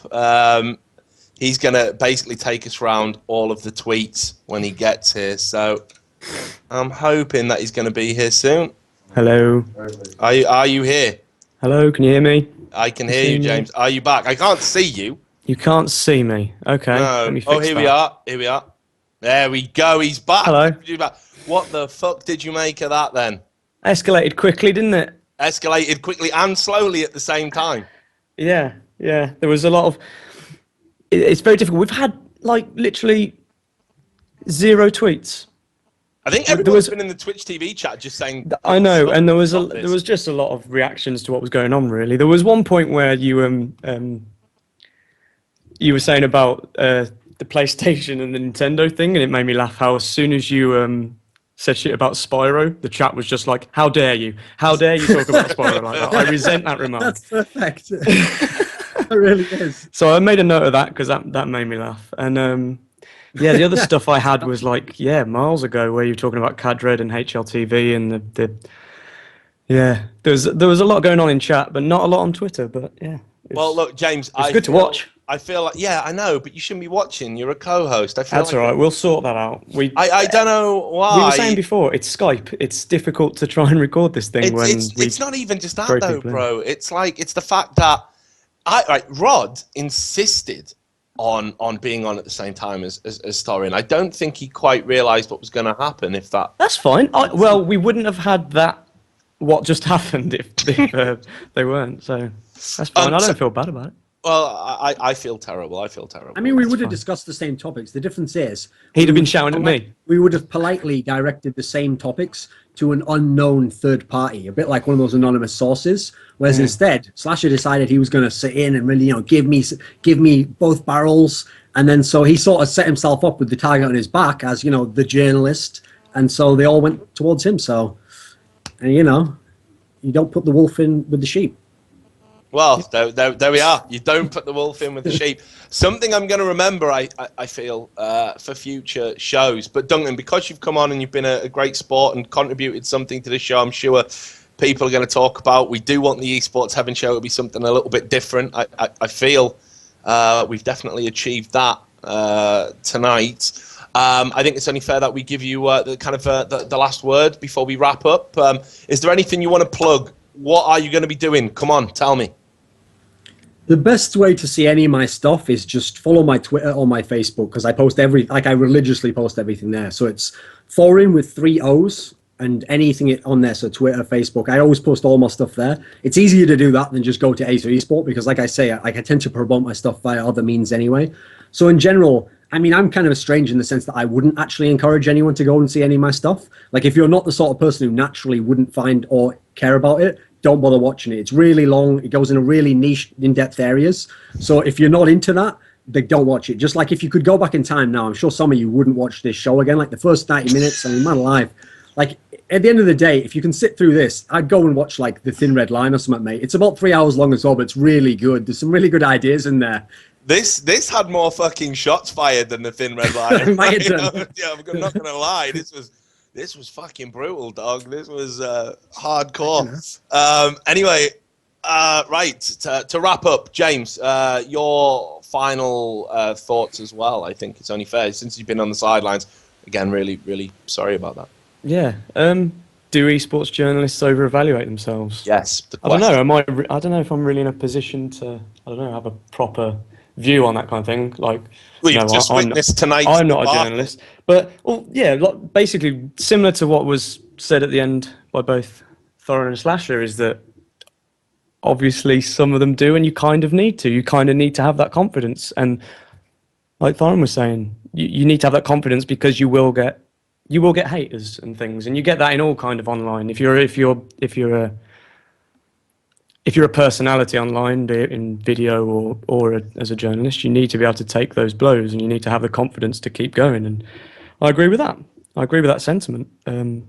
If you go into it thinking you might not be able to deal with those blows, then you'll probably not come out the other side. I personally think esports journalists fulfill a vital role. I don't think that was best showcased tonight, because it just seemed like Thorin said, we just probably have come across as like some very bitter old men, or very up our own arses, to quote my colleague. But I think we're essential to the landscape. I mean, again, the ESEA story, if it wasn't for us, it would have just been a forum post that ESEA could have deleted, and no one would know about why their GPU fucking melted and all the Bitcoin scandals. Oh, by the way, actually, when you go on the show tonight, are you going to ask Slasher about that? Because that's something that someone mentioned in I don't know if it was in like on Twitter or something. Someone mentioned that Slasher promised he would do an interview with Torble that would explain all the details. Torble's declining all interviews. So we talked about this a little bit earlier before you came on. Okay. Yeah, Torble's been not just Torble, but I think all ESEA representatives have been advised probably best. Because that is one thing that had annoyed me. Like it got decent exposure, but a lot of people who weren't even involved were really wanting to bury that story. And like, this is a story that it has to run on its own legs, When it runs out of speed, okay, it will. But don't just bury it because you don't like it and you like ESEA or something. Like, you have to be fair to stories. Yeah, absolutely. So look, there we are. I think that was another successful foray into both esports heaven and esports hell. I think we've achieved what we've set out. So just to summarize, esports journalism, man, you've got to have skin as thick as a Welsh farmer. Like Slasher, really. You've got to be able to take it, man. Serious. I feel traumatized by proxy. You've also got to have persistence, and you've got to have a colossal fucking ego. So if you're thinking about getting involved in it and you have those 3 things, absolutely do it. So guys, we're gonna wrap it up there. Thanks to my guests. That is Rod Slasher Breslau, Duncan, Thorin Shields. Be sure to follow them on Twitter. I've got a feeling this might rage on for a few days. There'll be some tremors, some aftershocks. We are going to get the VOD uploaded as soon as possible. Thanks to all of the websites that we have talked about during the course of the show, completely without their permission. So that's obviously HLTV, Team Liquid, Cadred, who I work for, all of that nonsense. And basically to everybody who tuned in, tell your friends about the VOD, tell your friends what you witnessed firsthand, tell them about the horror, and get them to come and see the VOD, because hopefully it's going to contribute something useful. We're going to be back in a fortnight. I can tell you about the show. I've got it planned for a change. We're going to have, so I'm told, DJ Wheat and JP on. We're going to be talking about streaming shows like this one, the production of video content, both the good and the bad in our usual fashion. And I'm hoping that JP and DJ Wheat aren't going to fight to the death much in the same way that Thor and Slasher did tonight. So tune in a fortnight. That's going to be Wednesday, 8 o'clock GMT. Until then, Can I thanks just very say? much for tuning in. Oh, James. Can I just say thank you to Please. Gareth as well, the producer as well? Yeah. I just wanted to say, because he's been sitting here pressing buttons and doing whatnot and make it. Well, it may have gone down twice, but I'm sure he's working hard. Yeah, I was gonna I wanted to say say I'd thanks like to to. Gareth. I'd feel a bit more comfortable thanking him if the show hadn't gone down twice. But there we go. I get one of those. Fucking, we'll get another producer. Maybe Slasher will come and do it for us. Yeah. I'll try. I think he's going to feel very warm and friendly and fuzzy towards us after the show. But Sorry anyway, for interrupting you. No. Go It's ahead. good. It's good. It's a valid point. And of course, thanks to Banks, who we didn't get on. We didn't have time for him. If it wasn't for him, we wouldn't have had a show. There he is, that tiny dot in the background there beneath the big mirror. Real sorry we couldn't get him on. He'll be on another show. The new DE Sports site's going to be out in a couple of days. Make sure you check that out. There's your plug as way of an apology. Anyway, thank you very much. This has been the longest outro ever. Peace.